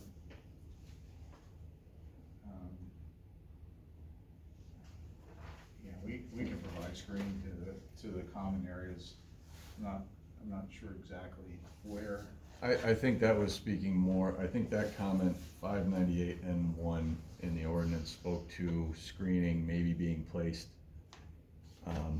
around courtyards or adjacent to residential lots. And again, since it wasn't bold, I don't think it was a requirement. I think it's a consideration of wherever and whatever We you're. can be flexible with that. We tried, you know, existing along the roads, the commercial, singles to towns, and around the perimeter. So Yeah, I if think there's that was a areas that, you know, we wanna consider, that's easy. Yeah, it was. Yeah. So get us down to 36? Yeah. 32, just to be clear, because I think there was some previous discussion that I saw that's that all- had to do with the properties That's all the way out here. east of the main of the drive. That's these. Yeah, the properties, yeah, out, the The three backs of the properties, right down just east of the main drive. These here. Yeah, almost completely enclosing them with landscaping seems somewhat appropriate, just, getting rid of all You're that. talking about some, in addition to what's here now? Yeah. Okay. Something along the sides as well. Yeah, Because we'll- it did we'll show say to some more on screen that, from sure. proposed streets or, Okay. whatnot, so. And in addition, it's the other two properties just to the west on the southwest corner. We're also Southeast, I'm gonna sorry. show, a walking trail across here somewhere. We're not sure, probably through here. We wanna, when this gets built, we wanna have pedestrian traffic to Twin Valley Coffee. We'll keep a lot of cars off the road, right? Sorry, I didn't mean to jump in there, that's, I know you're going. No, that's into- good. Well, 36 is bold, but I think we've sort of talked about that a couple times, different spots, about showing more detail regards to the IOP use. Yeah, that's the IOP. I think the residential area for additional verification, that was some of the comments regarding the density and the qualification of the active recreation, We'll clarify that. which we did discuss.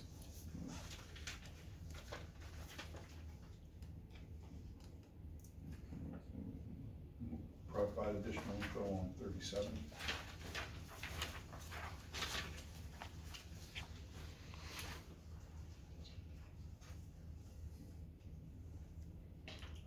We probably addressed 38, Eric probably addressed comment 38. There'll be a traffic impact study, there'll be traffic counts, there'll be, I think, yeah, so comments 38, 39, and 40 spoke to ultimately, I think the decision of the supervisors on a tentative plan. That's what those sections are, and what they're charged to make the decision based upon, and that was, I try to put that specifically in there, physical design in which would provide adequate control over vehicular traffic. I think there was trip generations provided for the IOP uses that could be permitted prior to the overlay, and compared them to the trip generation of what's being proposed now. And that was shown to be a lesser impact on that trip generation. I think the point of the comment here, or the point of the ordinance said to provide adequate control over vehicular traffic. I don't necessarily, I think what's provided in the tentative plan shows a alignment of the proposed roadways, but I don't necessarily know if there's a control over vehicular traffic or any type of traffic improvement that was provided to show that. And again, that's kind of how I looked at the ordinance and what was being asked of the decision for the tentative plan. I think ultimately the plan will have to provide a traffic impact study and show that is demonstrated, but. I guess that's one of the not to cut you off, but I mean, that was sort of one of our questions. Obviously, traffic impact study is required. Is it required as part of the tentative plan, or do we, you know, in our narrative acknowledge that a traffic impact study is required, but we get through the preliminary, the tentative plan process first as we're working through that? From my perspective, I'm sorry. No, go ahead. From my perspective, I don't see how the township or the planning commission can make a recommendation, or ultimately the board can make a decision on the tentative plan without knowing what the traffic impacts are. And the only way to know what the traffic impacts are is to do a TIS, which you're gonna do anyway through your conversations with PennDOT.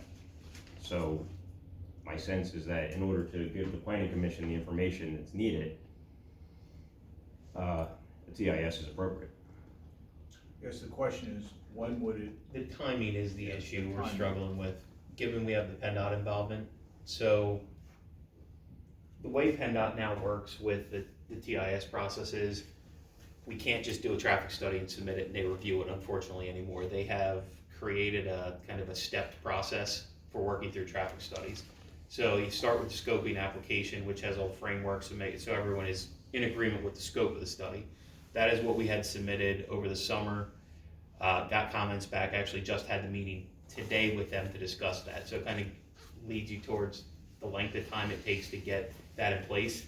Our next step is, based on the comments we got today and the feedback at the meeting, we have to resubmit the scoping application and get it approved. This district of PennDOT is now saying we will not accept a full traffic study submission and review it until you actually have an accepted scoping application. So while we had the meeting today, we got the head nod, everyone agrees with intersections, time periods, counts, things of that nature. We have to resubmit it with an updated plan showing some of that IOP information.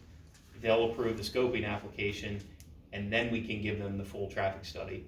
So the issue we have is it's more of a timing issue than anything. We couldn't get PennDOT to review the traffic study now if we wanted to, unfortunately. I understand that. And I guess my question then becomes, isn't it, and again, I don't mean this pejoratively, isn't the time issue one of the applicant's own making, right? Because I'm not aware of any pressure from the township to submit the PRD application and move it forward in any quick period of time. And you're not going to build anything until PennDOT approves the HOPs anyway. So in order to allow the township to make a decision, like I said earlier, the township, I think, needs to have that traffic impact information. Why are we, and again, please don't take this the wrong way, why are we having this conversation with the township now? Doesn't it seem to be premature to be having the conversation with the township before even you know what the traffic impacts are going to be, because you haven't done the study yet? And I mean, I appreciate 100%, you know, the spirit in which the comments offered. I suppose, you know, I guess address that directly. Maybe what we ought to do is we're putting together a revision, sort of put in writing, you know, how we see the timing of that process work, and that if it's determined that that's a prerequisite for or requirement for tentative plan, then we'd request waiver on that. I think it's sort of, again, it's analogous to, you know, stormwater MPDS permitting. Like, we don't have that either, but, you know, if we can get a concept approval for this many units with this kind of general layout, you know, and that's what we're working our way through in terms of traffic planning, and that's what we're working our way through in MPDS permitting. You know, I understand what you're saying. I'm just not, I'm not in any way saying you're wrong. I'm saying we can run through our analysis. This is where we are. These are the processes we're working through. And if we had sort of all our ducks in a row, you know, then we'd be waiting through the municipal approval process instead of, you know, starting the municipal approval process while we're working through the Commonwealth approval processes. So again, I don't have it's absolutely got to be this way. I think we'll go back, look at it, and you know, provide a revision in our application.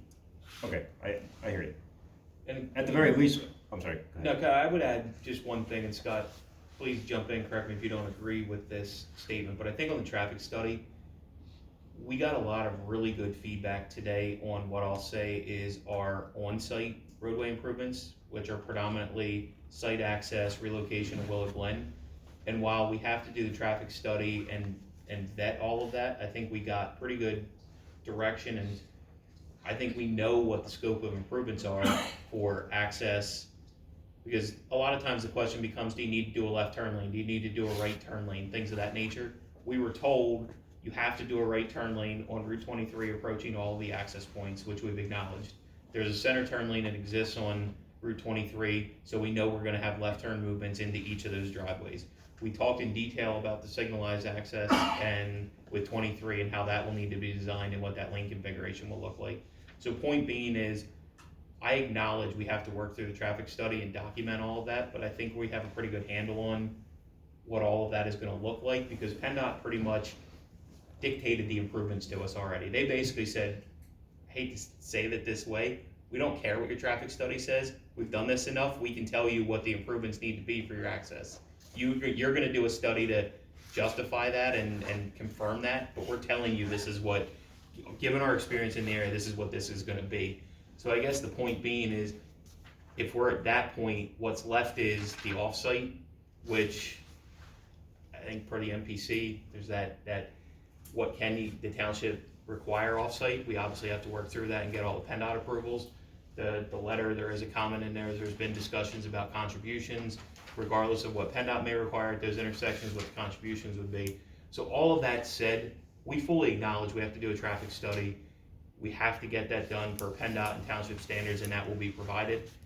The PennDOT process, as you all know, is a long process to work through. So I guess my point being is, I think we have a pretty good handle on the site-related improvements, and I think we can show them on a plan at this point, if that would be helpful for the hearing. I think to everything that everybody's been saying here and what you said specifically, I agree. I think the meeting with PennDOT today did give a direction of what was submitted previously to what they expect to see, given preliminary counts for what is shown. I think the plan needs to show that and should have a documented dialogue or follow-up to that meeting, so that is something that's included with the plan. I think that needs to be part of it. I think there is still, and just kind of to kind of put an asterisk next to it, that design is definitely going to be ongoing, and one of the, for an example kind of situation, is that location of that access point for the lots at the IOP area for the commercial. If that's going to be a primary ingress egress for that site, and that's what's designed around, if those changes come back after the counts and that has to move because it's going to have some kind of a queuing and they don't want to see that anymore at that location, that may affect how that tentative plan approval is. And again, that's an at your own risk type of process. But I think I stray a little bit from what you had asked, is what needs to be provided. I think you guys are providing what the tentative plan requirements are and looking for that approval. I think there's a little more detail in the simple statement provided and what I was putting in there, that the physical design in which it provides adequate control over vehicular traffic. I think that speaks a lot to where we were going with having that feedback on what needs to be shown, what do you have to justify what you are showing in order for the supervisors and ultimately the board to write their recommendation or make their comments on whether they believe it actually will satisfy those requirements. I think right now there really isn't any access points to the IOP portion, so I think something needs to be provided to justify and back up the design in order to make that decision. And I think that's for the traffic, that comment specifically. I think the common open space, number 39, and the staging, the staging, which is requesting the waivers, that's specifically saying that and I don't mean to jump around, I know we're right on the traffic right now, so maybe I should stick with just the traffic, but that's kind of my take on what that comment is speaking to, and what that was really trying to say is, you may be providing the tentative plan requirements, but is it to the extent that they can justify the control over vehicular traffic? Right, so 38, we'll make a revision. 39, we talk about the common open space and proposed rec facilities. Give additional information on that. 39. And 40, I questions think about speaks to the staging and the fact that there's requests for the waivers. Without the waivers, it doesn't technically meet, but are the waivers reasonable? And if they are, then, Waivers and the modifications. yeah. I guess there's one waiver and the others are modifications, right? The sidewalk would be a waiver, the other modifications. So the modification on staging is, I mean, I try to explain why we staged the way we did. I don't know if, you know, you gotta tell us if you feel that's reasonable and acceptable. We looked at it for exactly what you were talking about, to control traffic, not to control traffic, but to ease the traffic congestion. We put the two it's not Collector Street, but the two streets that are gonna collect the out of development traffic, so that. Sorry, Gary. That's good.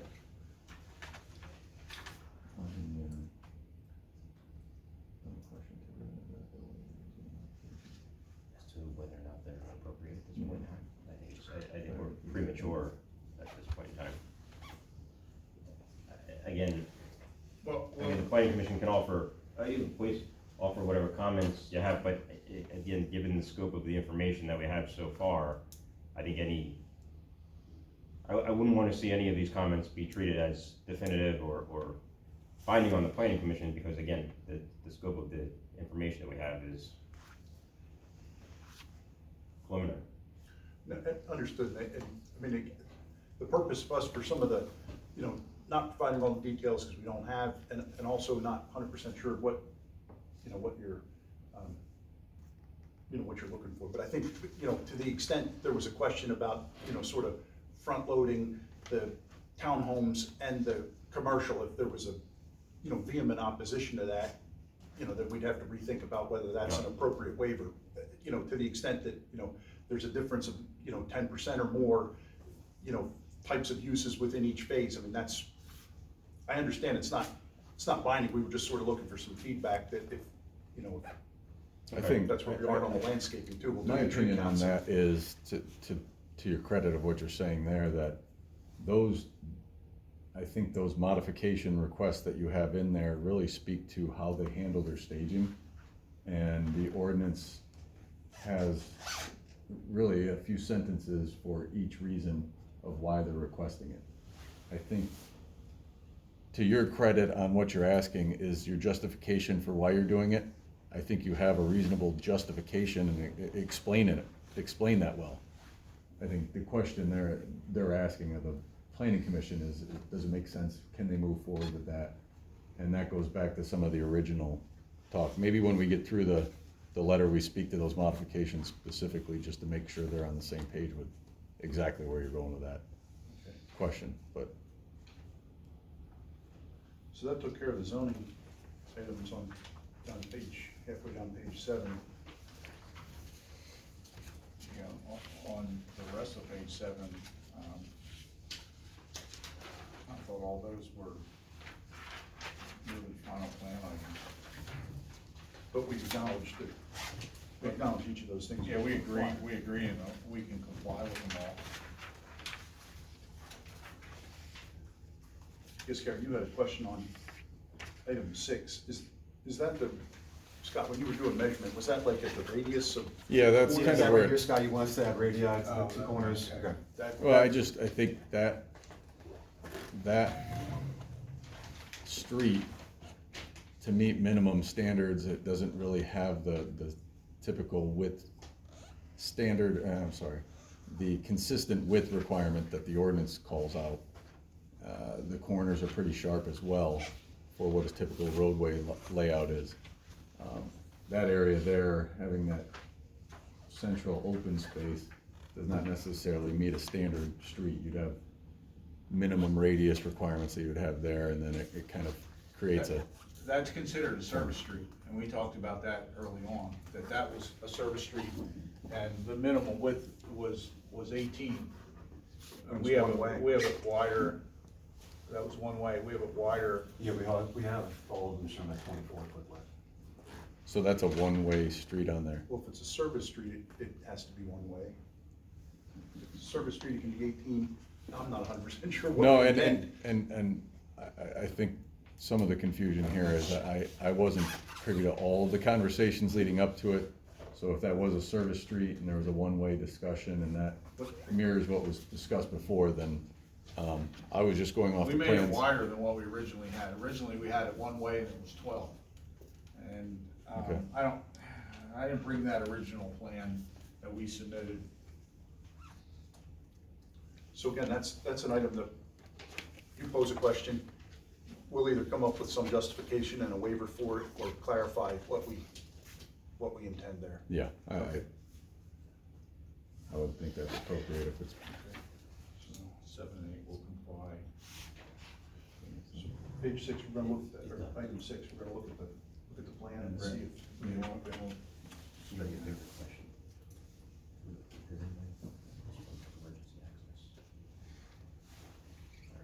I think there's the expectation of the fire commissioner, fire chief. Sometimes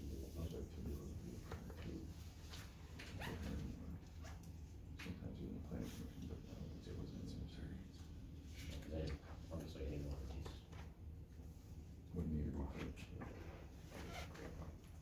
Yeah, and I believe, Chief, you had submitted some comments prior to the meeting, but I don't think there was any other comments received. Did you receive the police chief's comments? Did you see those? No. Then I think most of them have been talked about. Oh, okay. With the no parking on the one side, stuff like that, Okay. so I think So we addressed them without even seeing your letter. That's pretty good. So if you forward us a letter, we'll make sure we get them addressed. we talked about the 28. 28 is the same as Mill Stream? Mill Stream. Yep. Right. Okay. So it's a wide street, Mill Stream there. So. And that was going to be on the Well of Land and Street B, or Road B. No, they're gonna be 30. They're 30, We're okay. proposing those to be 30. That was a request of the supervisors, but it was discussed at the planning commission that they should be wider. And there was a question of if emergency services had reviewed this yet. I know the fire commissioner, fire chief were going to be looking at that. I don't think there was comments received as of yet. Yeah. But, yeah. It's about 6. Acknowledge 7, acknowledge 8. 9 was the intersection, the requirement is 1,000 feet unless I had something incorrect on there. It looked like it was, the two of those roadways were 750 feet. I don't, if you say so, I don't measure them. Is that right? Thank you. We can measure them. It's got my initial thought on that, following up on some discussions from the earlier meeting with PennDOT. I think that may end up having to be a modification request if that is the requirement, because we had heard we have to provide the right turn deceleration lane into the property.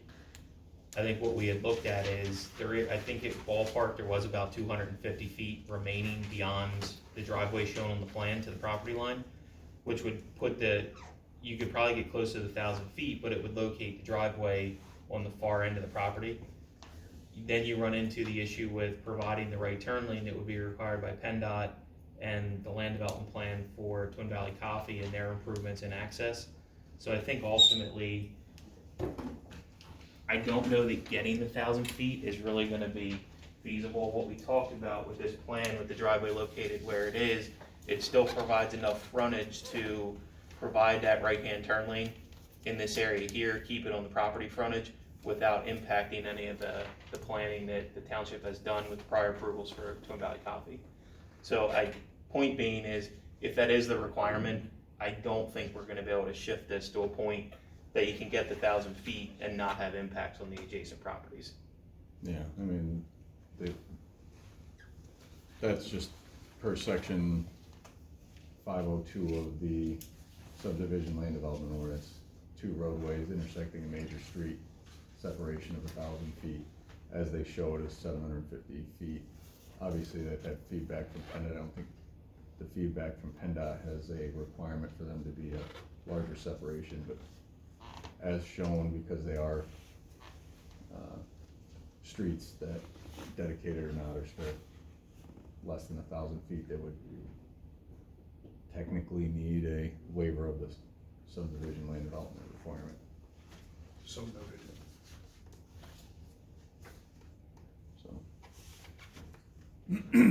Number 10, Justin, Yeah, is that just adding what, clear sight triangles? Is that So what the concern there was, again, it's not gonna be that you can calculate a clear sight distance, as you said, this is the preliminary plan, but just the concern of what the clear sight triangle would be at those intersections, and having, maybe the street trees have to be,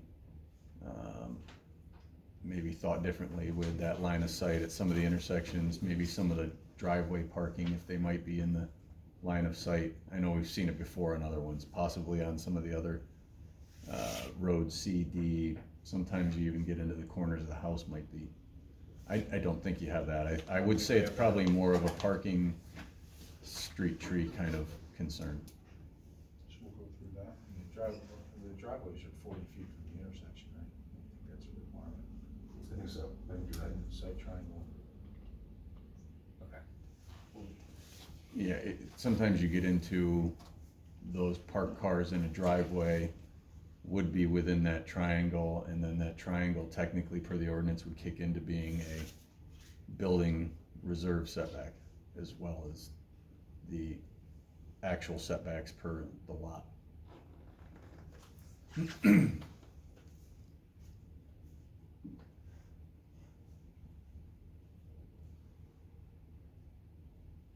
we're on 12? Yeah. We talked about that. When we talk about the first waiver request, then, what did your notes are there? What,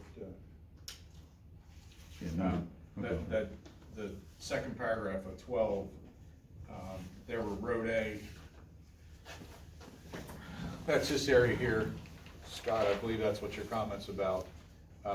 Maybe what we need to do here is just stop the walking trail there and then continue sidewalk out. I think that's what, it looks like it is.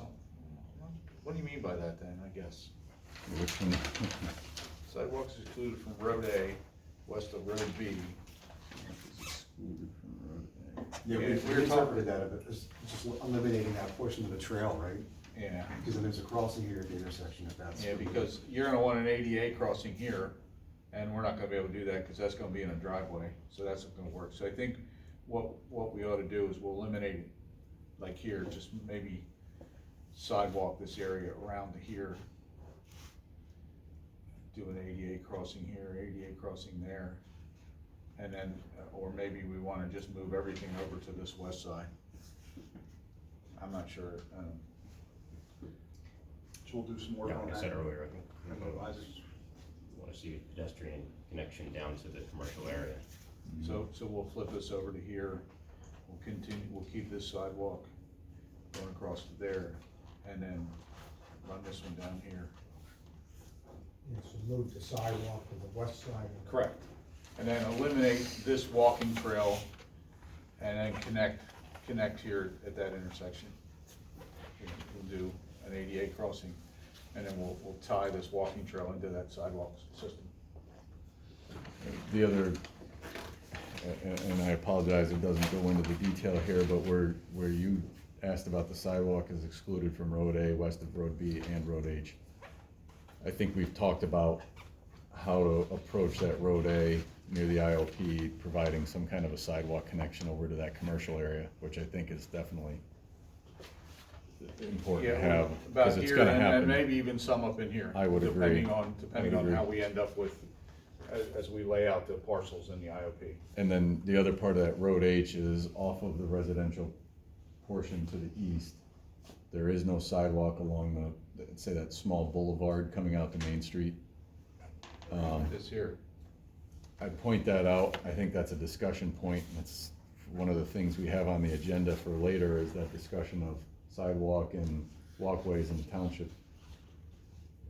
Is the opinion that it would be better not to have a walkway to come down Road H to Main Street where there isn't accommodations for that to cross? I actually, my first feeling is if Road A has the full signal and accommodations for pedestrians, it's much better to push them in that direction than to have them Oh, yeah. come to Main Street. I think an internal sidewalk that goes to the back of, say, maybe a local coffee shop makes sense, but Yeah, maybe not a. pedestrians out there, we can get coffee. Yeah, we're gonna take care of that. We're gonna keep them off this road here. We're gonna bring them in through here. So if they wanna go get coffee, they can stay in the development. Yeah, that's not a good idea to be out that close to 23. Yeah, I we're think- not going anywhere down there. Yeah. You're I right. think that the lack of sidewalk along Main Street in that area as well as Road H makes sense, which was kind of in part to a waiver for that, if it all were to encompass the entire site. That's my feeling. How wide do you want a bike combination? I can't say I got into it deep enough to know exactly what it would be recommended there. I would just say, look at that a little further and see what, PennDOT's guidelines for pedestrian bike path. yeah, I mean, I know they have guidelines, there's other guidelines out there, I think it's just a matter of finding something that's. What is that probably- with you now?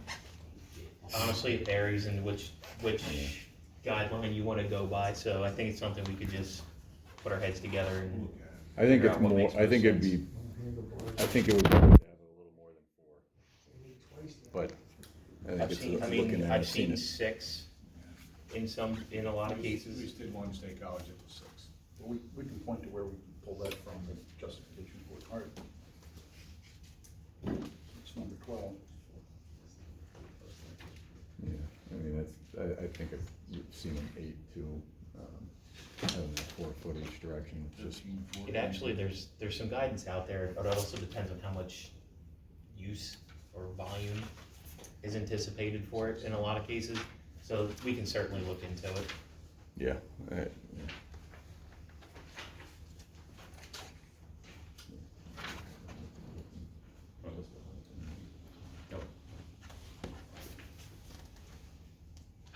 yeah, the next Do you have any couple are questions, just, comments down to 24? Now, the only thing on 23, I'm not sure, I'm not familiar with what your monument requirements are, but we'd probably ask for some relief on some of that. I mean, with, you engineers know better, but it doesn't seem like there's the need for the monuments that used to be. I think the because- monuments in this case would be more to whatever you're gonna be dedicating for the roads.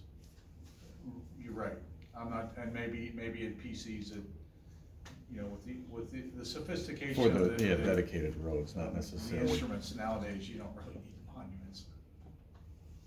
But on the dedicated roads, we'd comply Yeah, I with think, what your ordinance is. On the other parts, I'm not sure.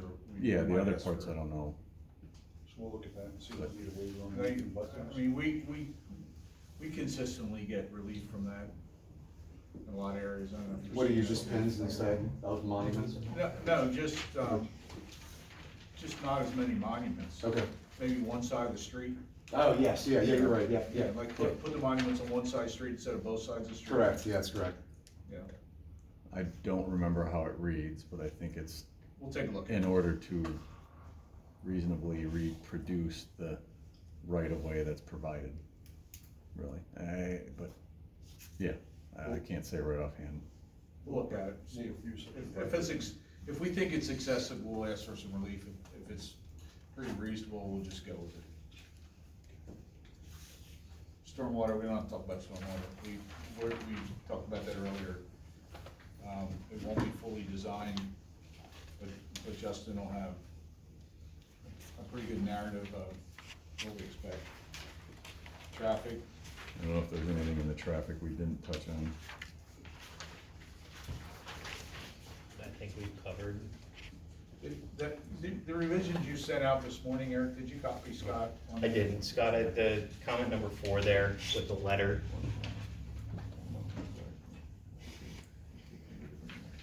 No, I just think, especially the entire, my position on the entire letter is, we've had this conversation, we'll see what the resubmission looks like.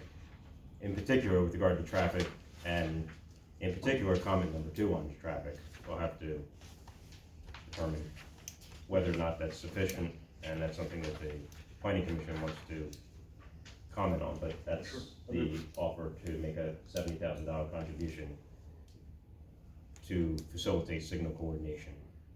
If PennDOT If doesn't PennDOT require it doesn't anyway. require it. Right. But we acknowledge that as a true statement, in whatever form agreement, to affect that, we will. What were you saying, Eric? Yes, Scott, 3 will add you to the application, and then 4, the noted, there were some minor typos that I cleaned up in the letter, didn't change the conclusion of the letter that we provided with respect to the proposed versus by right use for the property. I can get you the revised letter, just with the revised numbers in it, but like I said, we did address comment 4 when we got the letter and cleaned it up. I take what We'll he's include saying that to in say that the submission. traffic, one of the things that they are tasked with for the PRD is to show that the traffic, the IOP could have generated without the overlay would still be higher than what the overlay is proposing. And in the IOP, as you know, there's a multitude of commercial, industrial type uses permitted. So you could have some much more intensive traffic generating uses as opposed to the housing. And that was really kind of the summary of what their traffic information provided. There was some changes that we asked for, but it sounds like they're saying it still gave the same conclusion. Just to give a small summary of what we're talking about there.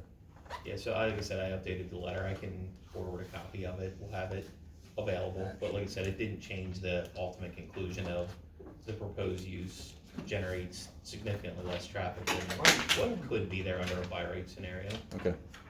Okay, we're gonna have to rework, details on plan narrative and everything else, so we'll roll everything into like this is our revision or, responsive submission. Yep. Okay. And under the general comments on page 10, we acknowledge 1, 2, we'll address that by identifying those locations and parking for folks to be out of the roadway to get their mail. it takes forever to get a decision out of Morgan on post office, though, I'll tell you that. Took me a year and a half in another community.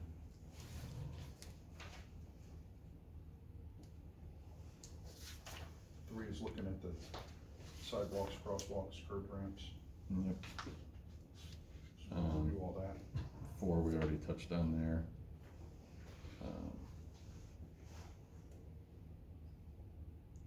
5 I think is just a generic statement of what I think has already been discussed in more detail, to be honest. 6 will provide that information.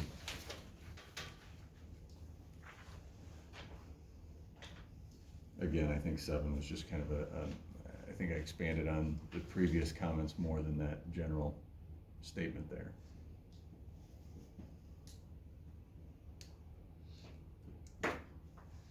Eight, we'll review it and clarify. Yeah, number 8, we'll correct that if need be.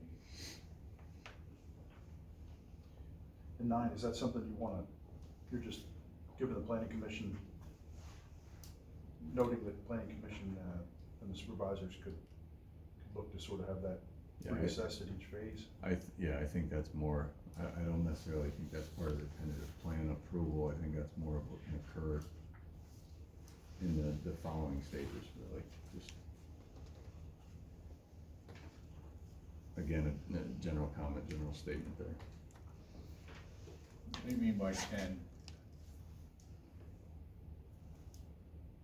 extension of proposed trail network along Highcroft Drive. So I think looking at the Highcroft plans, there was an intent for sidewalk to continue down that road over towards Willow Glen. Oh, okay. And I don't know if it ever was complete. Over here. Yeah. And with the frontage of the IOP, or this parcel from the intersection of Highcroft and Willow Glen where that stops with the trail, the extension of sidewalk to continue up the other direction. I don't recall if there's sidewalk on Are you looking to get for these homes? And these other ones up here would go the other way? Is that what you're thinking? Well, it's just, yeah, and that's general comment, discussion for the planning commission. Technically, on the frontage of the property, there's supposed to be sidewalk provided on a public road. There isn't, and that would kind of fall into the same waiver that we're discussing previously. Maybe that should have been lumped in on that waiver comment we had for the Saldo, but that's generally the area that we're speaking to. So there's, Sean, you probably come down that road every day. Is there a sidewalk up to isn't there sidewalk up to the baseball field?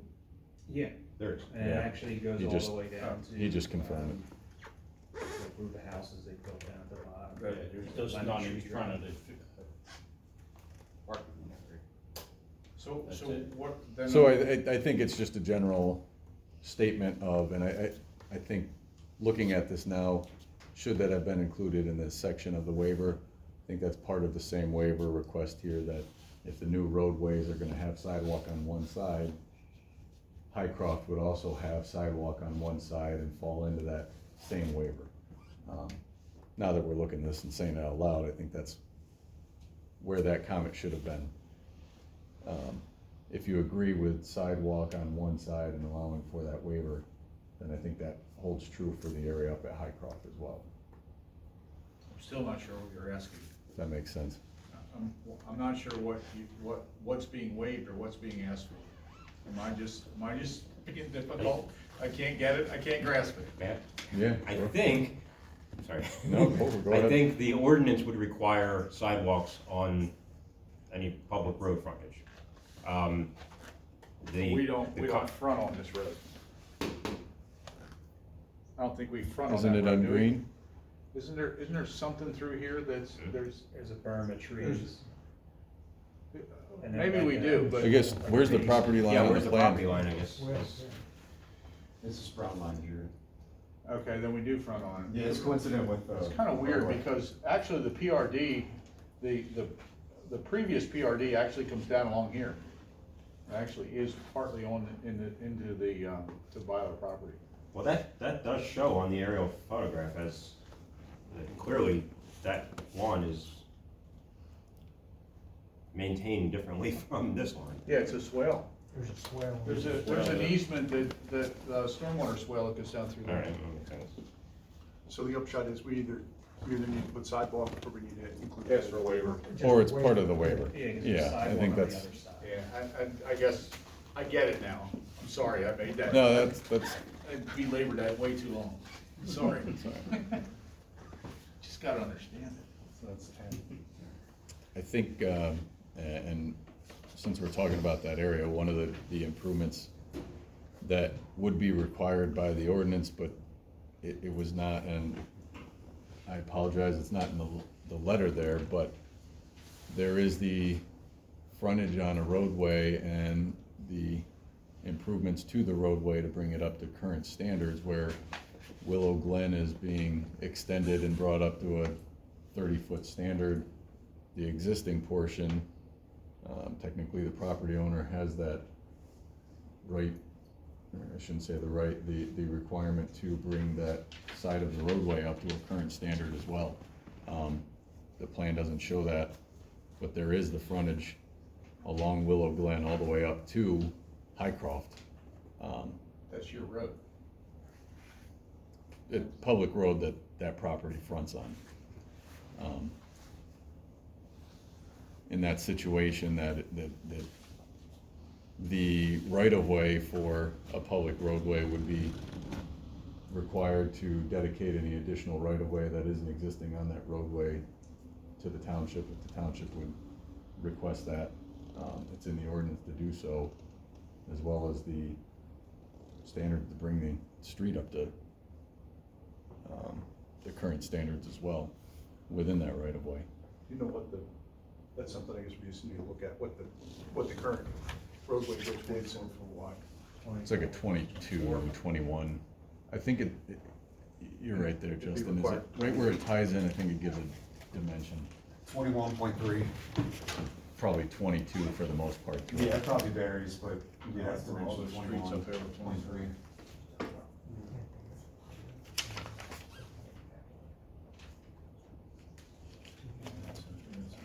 So that might be another waiver request if you don't want to improve the roadway the whole way up. So that's a, you make it.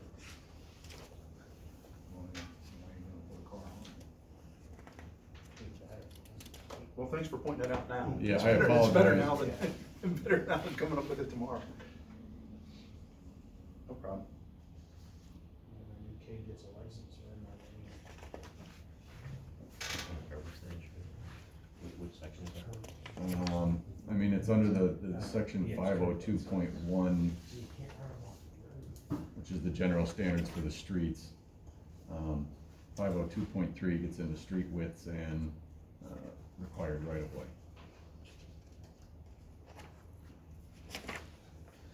That's how the salary is. We're gonna request a waiver on that. Well, that's, yeah, it's a saldo requirement. I think there's reason to probably modify what the right-of-way request would be anyway, given that I think what's proposed on the extension of Willow Glen is not a standard roadway width since it's the PRD requirements.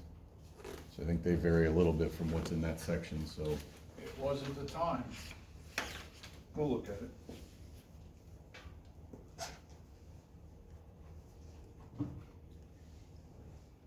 So where we at 11?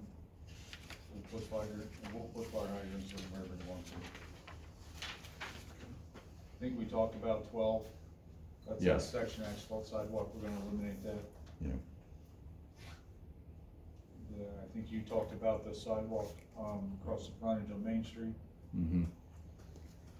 street trees. That was really, the comment there was that the side of the street with the sidewalk has street trees within the right-of-way, the other side did not. Whether or not the street trees, Our suggestion would be to move them out of the right of way, yeah. because they're gonna be too recommending- close to the sidewalk, and that's not gonna work. That's what our opinion is. That's in Even everybody though the uses- residents responsible for the sidewalk, they're not gonna like it when, I mean, we can put trees in that have more of a taproot than a expanding root, but Yeah, over time. Yeah, so that's what that comment was, just again, another design recommendation. And the HOA, you have a template, we're proposing 3 HOAs, town, singles, commercial, and then a master association, of which one of each will be, one person from each HOA will be on the master board. That's kind of typical, that's pretty typical for PRDs to have that kind of a structure.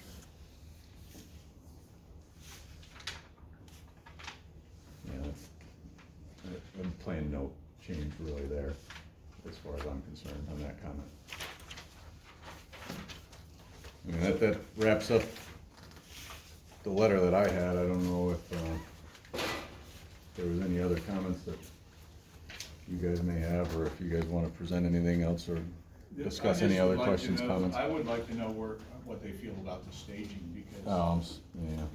that's really the only, I don't think we have anything else that we, Eric, you, maybe? No. I just would like to know what you guys feel about the staging. So, and I just want to find the section, because I think we can kind of just get an idea. So, 10, or is, yeah, in the, 8. yeah, in the ordinance, it allows the development of the PRD to occur in stages if you meet A through F, and they have, what is it, 4 of them, that there's some modifications that are requested.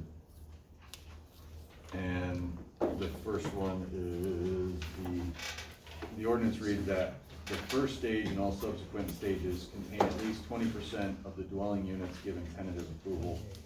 Each stage, to the extent possible, shall have the same ratio mix of dwelling units as approved in the tentative plan. I think they went through the justification they have for why they're doing it. The question is does that seem reasonable to you on not following that 20% consistently through? And that speaks just to the dwelling units. It's not anything to do with the mixed-use commercial, that's the following. So this is just for dwelling units and townhouses. Up front, they want to do the townhouses all in phase 1. The dwelling units will follow a percentage after that. I don't think it's really specified in here, but that's the request. You said something about it, when they had that rule laid out, Scott, that they kind of put like justification or reasoning behind it. So they provided a justification. The ordinance provides that as the requirement that must be meant to allow for the staging. Doesn't really explain why that 20% is. You can read into it how you think they mean that. I think they wanted a balanced, whatever that mixed use residential is throughout the stages for whatever reason and purpose that provides a benefit. But the only real justification is what they provided for their exception. Right, and just want to make sure I understand it, even if everybody else already does, which is likely the case. The proposal is to complete stage 1, build all of the towns, and then move on to the singles, instead of having maintaining the ratio of the different types in each stage. That's correct. Okay. And this will be stage 1, this will be stage 1, and this will be stage 1. So it's towns and some singles, and the IOP is stage 1. And this stage 1 is to get this road finished as early as possible, along with Willow Glen, and then the stage 2 is so that, we have through roads on here, because if we're gonna break part way, we're gonna wanna put a temporary cul-de-sac in or something, and we prefer not to do that. We'd rather just make the roads connect. I guess the upshot being that there was significant concern about why isn't it like uniform, 20%, in each phase. We've explained that developmentally, construction-wise, this makes more sense. It sort of front loads it. If the township's, looking to have the commercial uses go in the IOP, up front, instead of waiting until we have 50% of the residential, lots built and sold, then that makes sense, and that's reason to support the waiver. If looking for additional explanation, but wasn't in the narrative, but what Gary just described about, so that you don't end up with temporary cul-de-sacs, and rather you have a better plan. We can get them finished, we can get them dedicated, it gets the buses in and out. That's really what, our thought was, to just get the roads, the network as quick as possible. We're just saying, it's up to the members of the planning commission whether you want to provide that feedback, but I'm sensing this is a existential issue for. I mean, we could design it otherwise. It's just not ideal for the reasons that we've stated, but we've given some reasons that weren't in the narrative here. And so we're gonna submit some revision anyway, but again, if we got some feedback, and maybe even if that comes through Scott later or something, but in time for us to make revision. It made sense to us, but if there were real questions, concerns that, this isn't the, reasonable stepwise fashion. I just play devil's advocate. The downside that I see is that you end up with all of the towns being built, some of the singles and the commercial, and then the remainder of the singles never get built, is that the, That's, I guess that's sort of always a risk with Yeah, well, then, with a right. phase project, right? Wouldn't be going into it if we didn't expect it all to work, but, right? I guess the upshot is that again, we can, while we're looking at stuff, we can look to see if you wanna explain it any better, or if we get any feedback now or later, we'll roll that in. But we saw that as sort of the most significant, Yeah. sort of, you know, both members of the planning commission Yeah, I have mean, any comments on it? It's a concern. I mean, I understand that you guys are in a good, feel you're in a good financial position, but I mean, geez, who the hell knows what's gonna happen over the next year? I mean, Well, I missed that concern. What's the concern, that we don't finish? Well, yeah, the concern generally, at least as I read it, I'm assuming the rationale behind requiring the mix of uses in each phase is so that each phase can stand on its own and is a mixed product development. Potentially, there's the possibility, if you do what you're proposing, that you end up with, that the township ends up with a townhouse development, some, a single street of singles, and some portion of the commercial development, and then everything else is left unbuilt. Now maybe there were some other legislative concerns that I'm not seeing in the ordinance, obviously I wouldn't know about those, but it seems to me that that's the concern that led to the drafting of the ordinance that way. What you're suggesting, what you're proposing is, We're gonna get it bigger. We're proposing to do a bigger piece of the total number of units up front. And that's gonna be protected by surety, so there's actually gonna be less of a concern of finishing units if we do more up front, I would think.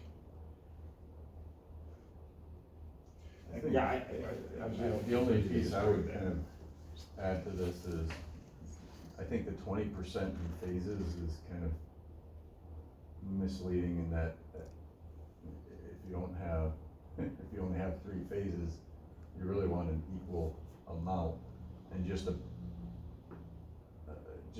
guess at what the numbers are.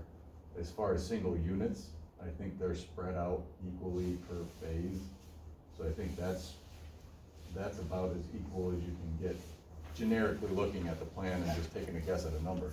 I think it comes down to the townhouses, it's that mixed use for the units is gonna be all up front and not throughout the secondary phases. I think that's probably the bigger question of anything, just looking at it. And is there a concern with that occurring as opposed to the 20% each time?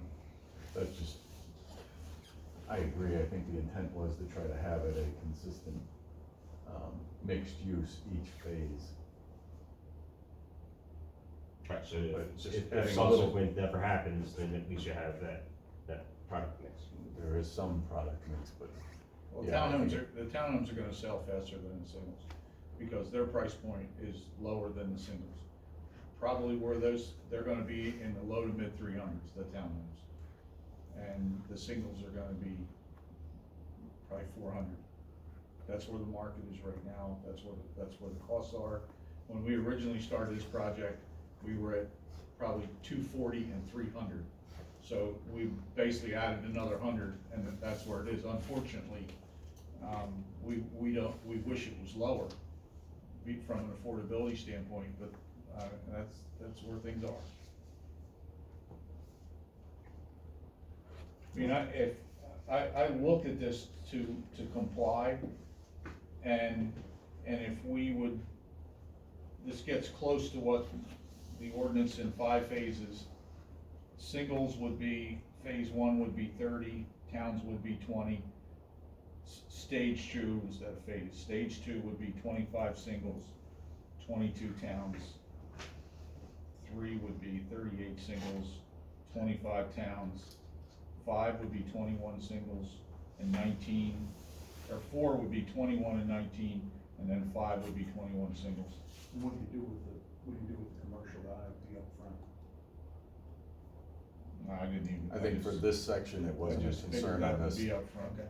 I think for that portion of the staging requirement, it didn't address the commercial. Okay. I think it did on the others. So just leave the waiver in that we wouldn't have 50% of the residential until like. Yeah, for some reason, the staging aspect only addressed the residential units. What's problematic with the staging and for the townhouses, for example, is that not only is units, that's gonna be site improvements. So what I just went through to meet what's in the ordinance, they do these 4 buildings, the road would stop. So you'd finish these units, residents would be driving in here, and then this is the next phase, and the construction is gonna be back here. Then that finishes, and then maybe you could come in from this end, but there's always gonna be construction traffic and, going by finished homes. And for for townhomes, it's just a mess. It's far better to go in, it's a lot more money up front. It front loads the cost, but it's so much better to go in and just put the road in, and then you can direct your construction traffic away from the finished buildings, and you just build your way out with the towns. The singles, it can be a little bit more flexible, but for townhomes, it's never clean until the roads are finished. Well, can't you go ahead and do the road and then? No, the way the staging works is, it's that stage, and that includes improvements, the way I understand it. You wouldn't be putting the improvements in, it would be the stage, and that's all you could build. Well, maybe we go back and look at it if we did it as 5 stages, these are the considerations that make that more difficult or less economic, and use that as part of our waiver request. I guess You can stay with 3 stages, as you're showing, but just split up your townhouses. Put the road, the whole road in. Yeah, I think But you just the could buildings could probably, be put in stages. I think it would be similar to like the open spaces, if you were to construct some of those that happen to be in phase 2 as well. I don't think there's an objection to leveling out or having some of those completed in an alternate stage, or I think the landscaping even speaks to some of putting in some of that perimeter buffer, even if it doesn't coincide with that stage. But I think to that point, if they do that, there would be it's not a township road, but you would have residents with that construction traffic for the next couple of years coming past the homes on the roads that they're living on and tracking the dirt to and from. I think it's a construction concern, as Gary explained, for the people that are gonna be living in there. Yeah, but We can make the whole road is in. We can make the singles work. The townhomes are the problem. But if what you're saying, if I'm misinterpreting what staging means, then I think the solution is is the timing from stage to stage. We would just tighten up the timing. So, like, maybe it's January, because I don't think there's any limit on the schedule. So we will tighten up the schedule. So phase 1 of the townhomes would be year 1. The second phase maybe would be 6 months later, and the third phase would be a year later. That's the only way that I can see getting around it if you're not gonna agree that stage 1 would include all the townhomes. Well, I think what makes sense is it's clearly, unless I'm misunderstanding, it's clearly a constructability and economics issue. And as you say, Chuck, to put that in the narrative, and the planning commission can consider that against the legislative intent, which is obviously to prevent, an island of one form of product and then nothing else ever gets built. But I think we understand what the driving force is behind the modification request. We never let the development sit, for what it's worth. Never, we finished every unit, every development we've done.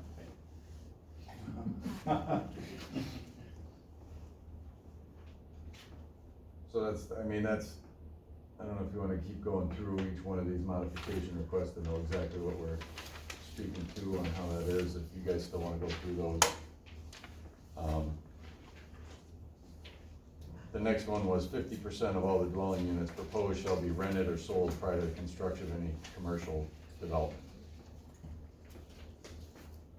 Their request is the commercial property is proposed for phase one and developed simultaneously with, what they have shown as the proportion of residential units in phase one. I have 58% in there for some reason, I'm not sure why I have it, if that was something you calculated, I threw that number in. Well, if it's all the towns and a bunch of singles, maybe that's what we did. So basically, it's, the intent is to have 50% of the residential rented or sold prior to the construction of the commercial, but their intent is to build the commercial at what point instead of the 50%? Well, I guess simultaneous, so. Just simultaneous. Yeah. Okay, so that would be, so that's Stage one, basically, whenever they get the opportunity. to get an in, building in stage, yeah. I would assume that would include basically completing the access to and pad sites, which would become more marketable if at that point you didn't have a tenant anyway, but, Not a tenant, not tenant, but. we're not leasing the buildings. I mean, we're selling the pad, so if Texas Roadhouse comes in, they're buying the pad and the parking. Yeah, are they interested? That's my favorite steakhouse. I only think to that point, if it's, We would like to see something like that in there, that would be a nice addition. We're doing our best, Alan. We cut our guy loose and told him, gave him some direction of some restaurants we'd like to see, and that was one of them. Yeah, even, Longhorn, any one of them, yeah.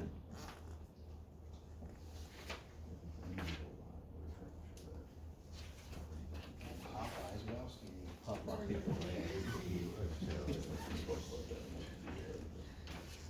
If you have any other questions, I think you've given us a lot of good guidance in the letter, the discussion we've had, so it, I think we can put a finer point on some things, get it to you early enough to, go another round before we go to a public hearing about it. So what does that look like in terms of a submission, because the next planning commission meeting is the 10th of December? I thought it was the 20th.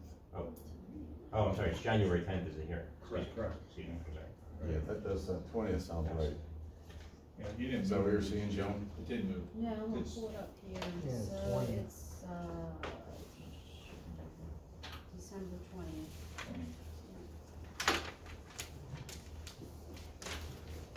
I think they should resubmit to the time to.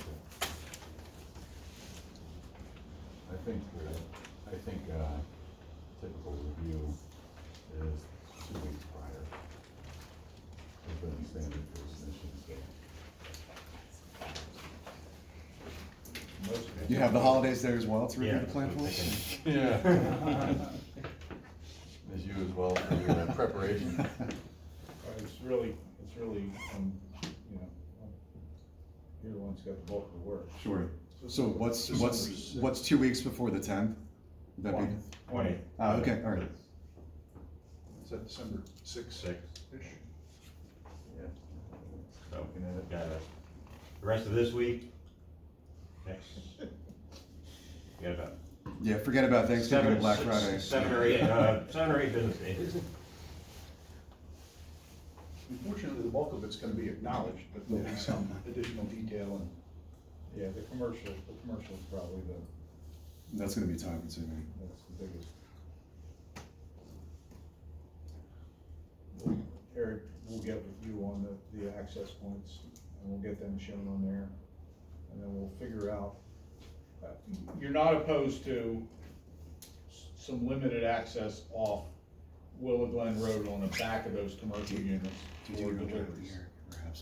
I'm not gonna say, there's not one for each building, but maybe one or maybe three, I guess- one in and one out. The only concern, or not concern, the only question I have, or comment that we didn't really touch on, if those are all individual lots sold off, and they're gonna be a single owner for each one of those lots, then each lot would really, you'd either have to have a shared access drive with an agreement to them and that kind of thing. That's what we're kind of thinking. Okay.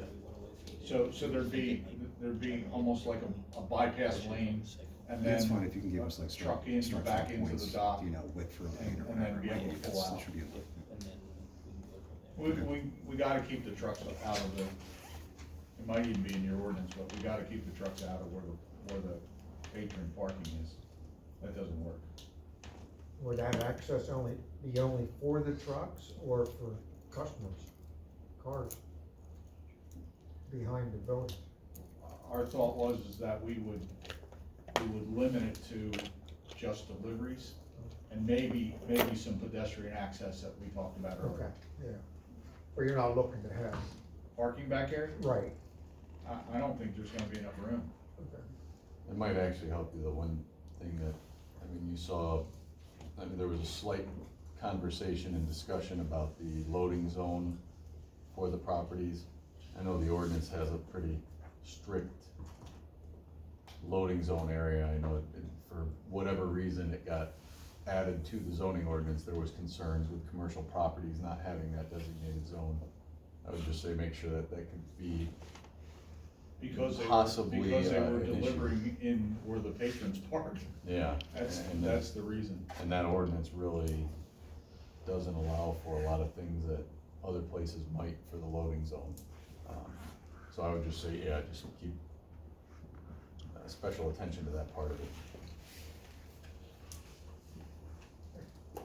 If it works out, I'm we might sorry. have employee parking. I'm actually You could have thinking employee circulation, parking. using. Maybe, yeah.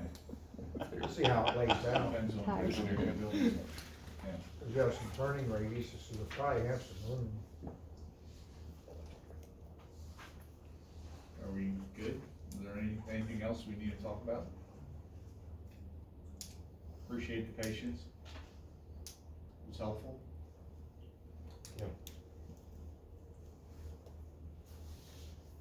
I noticed on the agenda, it had his review, not to be picky, but his review letter said November 4th, and it was the 14th. Well, yeah, his review letter didn't make the agenda, it was actually the letter from, who's the guy in your office, Zach? Zach. That's Oh, that the was letter. the, No, that was that the- administratively complete Yeah. letter. Oh, that's what it was, okay. Yeah. Which that wasn't really- Review letter. No, there was one. Yeah, oh, yeah, I did see that, that's right, okay. And that got it, technically, yeah. that wasn't a requirement of the ordinance, but per conversation and the questions you had on what needed to be checked for the submission. Kind of issued that letter just to confirm. Makes you feel good. Gave you the same feeling when you get one from DEP. Doesn't really mean too much. It's something. Yeah, and to that point, I think there were gonna be comments, or maybe comments forthcoming from the road foreman and, fire commissioner, or commissioners, right? That was my question, do we reach out to them or do you?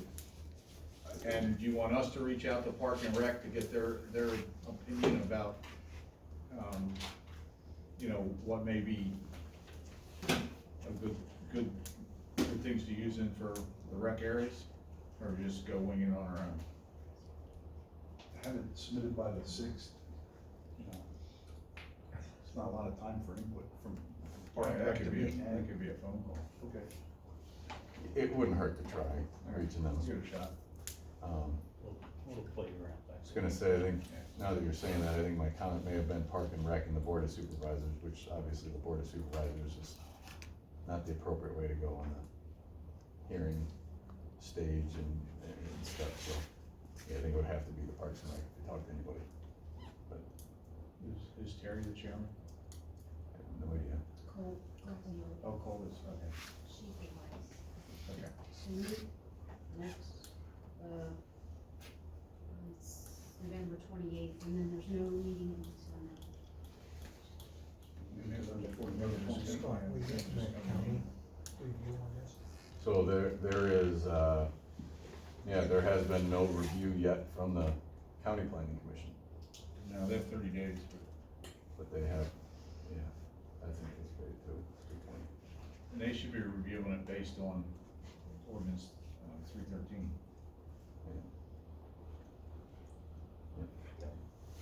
Typically, county planning is one.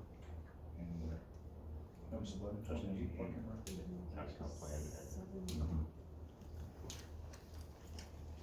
Would a skateboard park fall into that recreation or not? What's that one? A skateboard park, would that fall into that or not? So I think as far as recreational facilities, there was a few examples provided by the ordinance, but I think it was preceded by not, included but not limited to. So it was similar to certain things in there, so I think it's open to interpretation, Okay, yeah. Is that something there's a real need for? there's been a lot of kids asking for it, well, I shouldn't say a lot, a few I know of that have been asking for it. I think didn't the township almost go after a grant Yeah, at one but then point? COVID hit and everything got messed up, it was like 3 years ago, we Don't were they have one seriously down at the looking church? into it. Huh? Doesn't MCC have one? They have something going on I there. thought they had with something back skateboarding. there. There was that. Kids aren't really using it that often. As far as I know, it's only for the church. Okay. We've been there and talked to them about it, but as far as they got is for the church kids and their brethren. Probably a nice tot lot, small playground for the younger kids would be good in that. We just went through that, what, 10 years ago? Cause there's just the ball fields back there, there's nothing for the kids that are back there, and then it would also serve the kids of the future development, swings, What something we like had, that. like probably 10 years ago. Well, it's over 10 now, 12 or more. One of the reasons Paul Whiteman got on the board, the teenagers have nothing to do. Remember his boy got in trouble being at a park after dark and stuff, but they have nothing to do in this now. There's plenty of swings for kids, little kids, but nothing for the middle-aged kids. I think you wanna, something like that, you would wanna place in an area that can be well monitored. Yeah, with lights, yeah.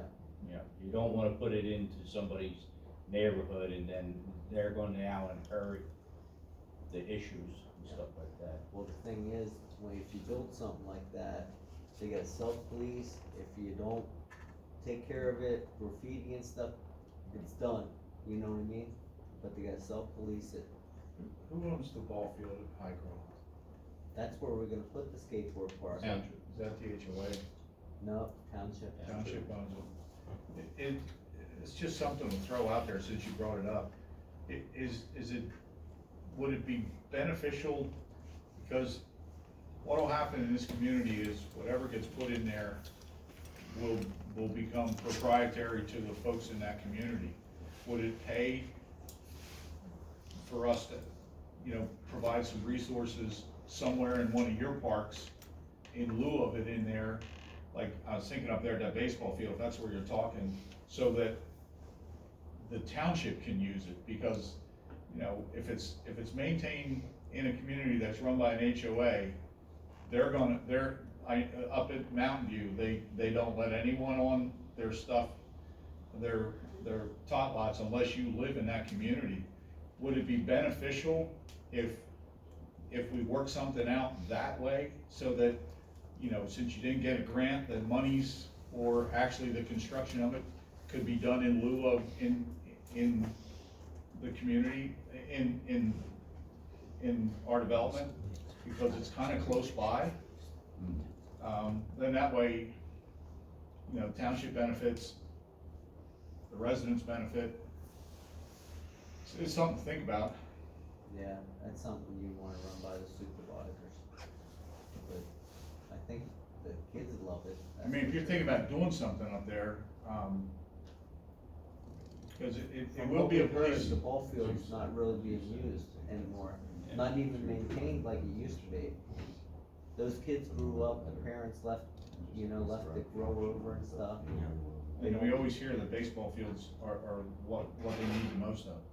Yeah, but the sense that we're talking about is there has to be some recreational opportunities for the residents of this development. I understand. Well, whether that is everything on site and owned by the HOA and exclusive to these residents, on one end of the spectrum, or nothing and just, large fee in lieu that the township says, okay, we're gonna spend on township. Maybe there's something in the middle there. I don't think either one of those, for the reasons that you pointed out, having it just simply be proprietary to the HOA, and limited to residents of this development, may not be the best thing for Carnarvon Township. And not having any on-site recreation is clearly not beneficial to the residents of this development. Maybe there's something in the middle. The more information though, and maybe a proposal that you can make in the resubmission, again, as I said at the outset, the more information that the planning commission has to chew on, the better. Just when you brought it up, the proximity kind of makes it almost work. Yeah. If It's right if across. you'd be across town or something, it'd be different. So the township owns that ball field and any other of that space? I was looking on the area, that's all. I don't think so.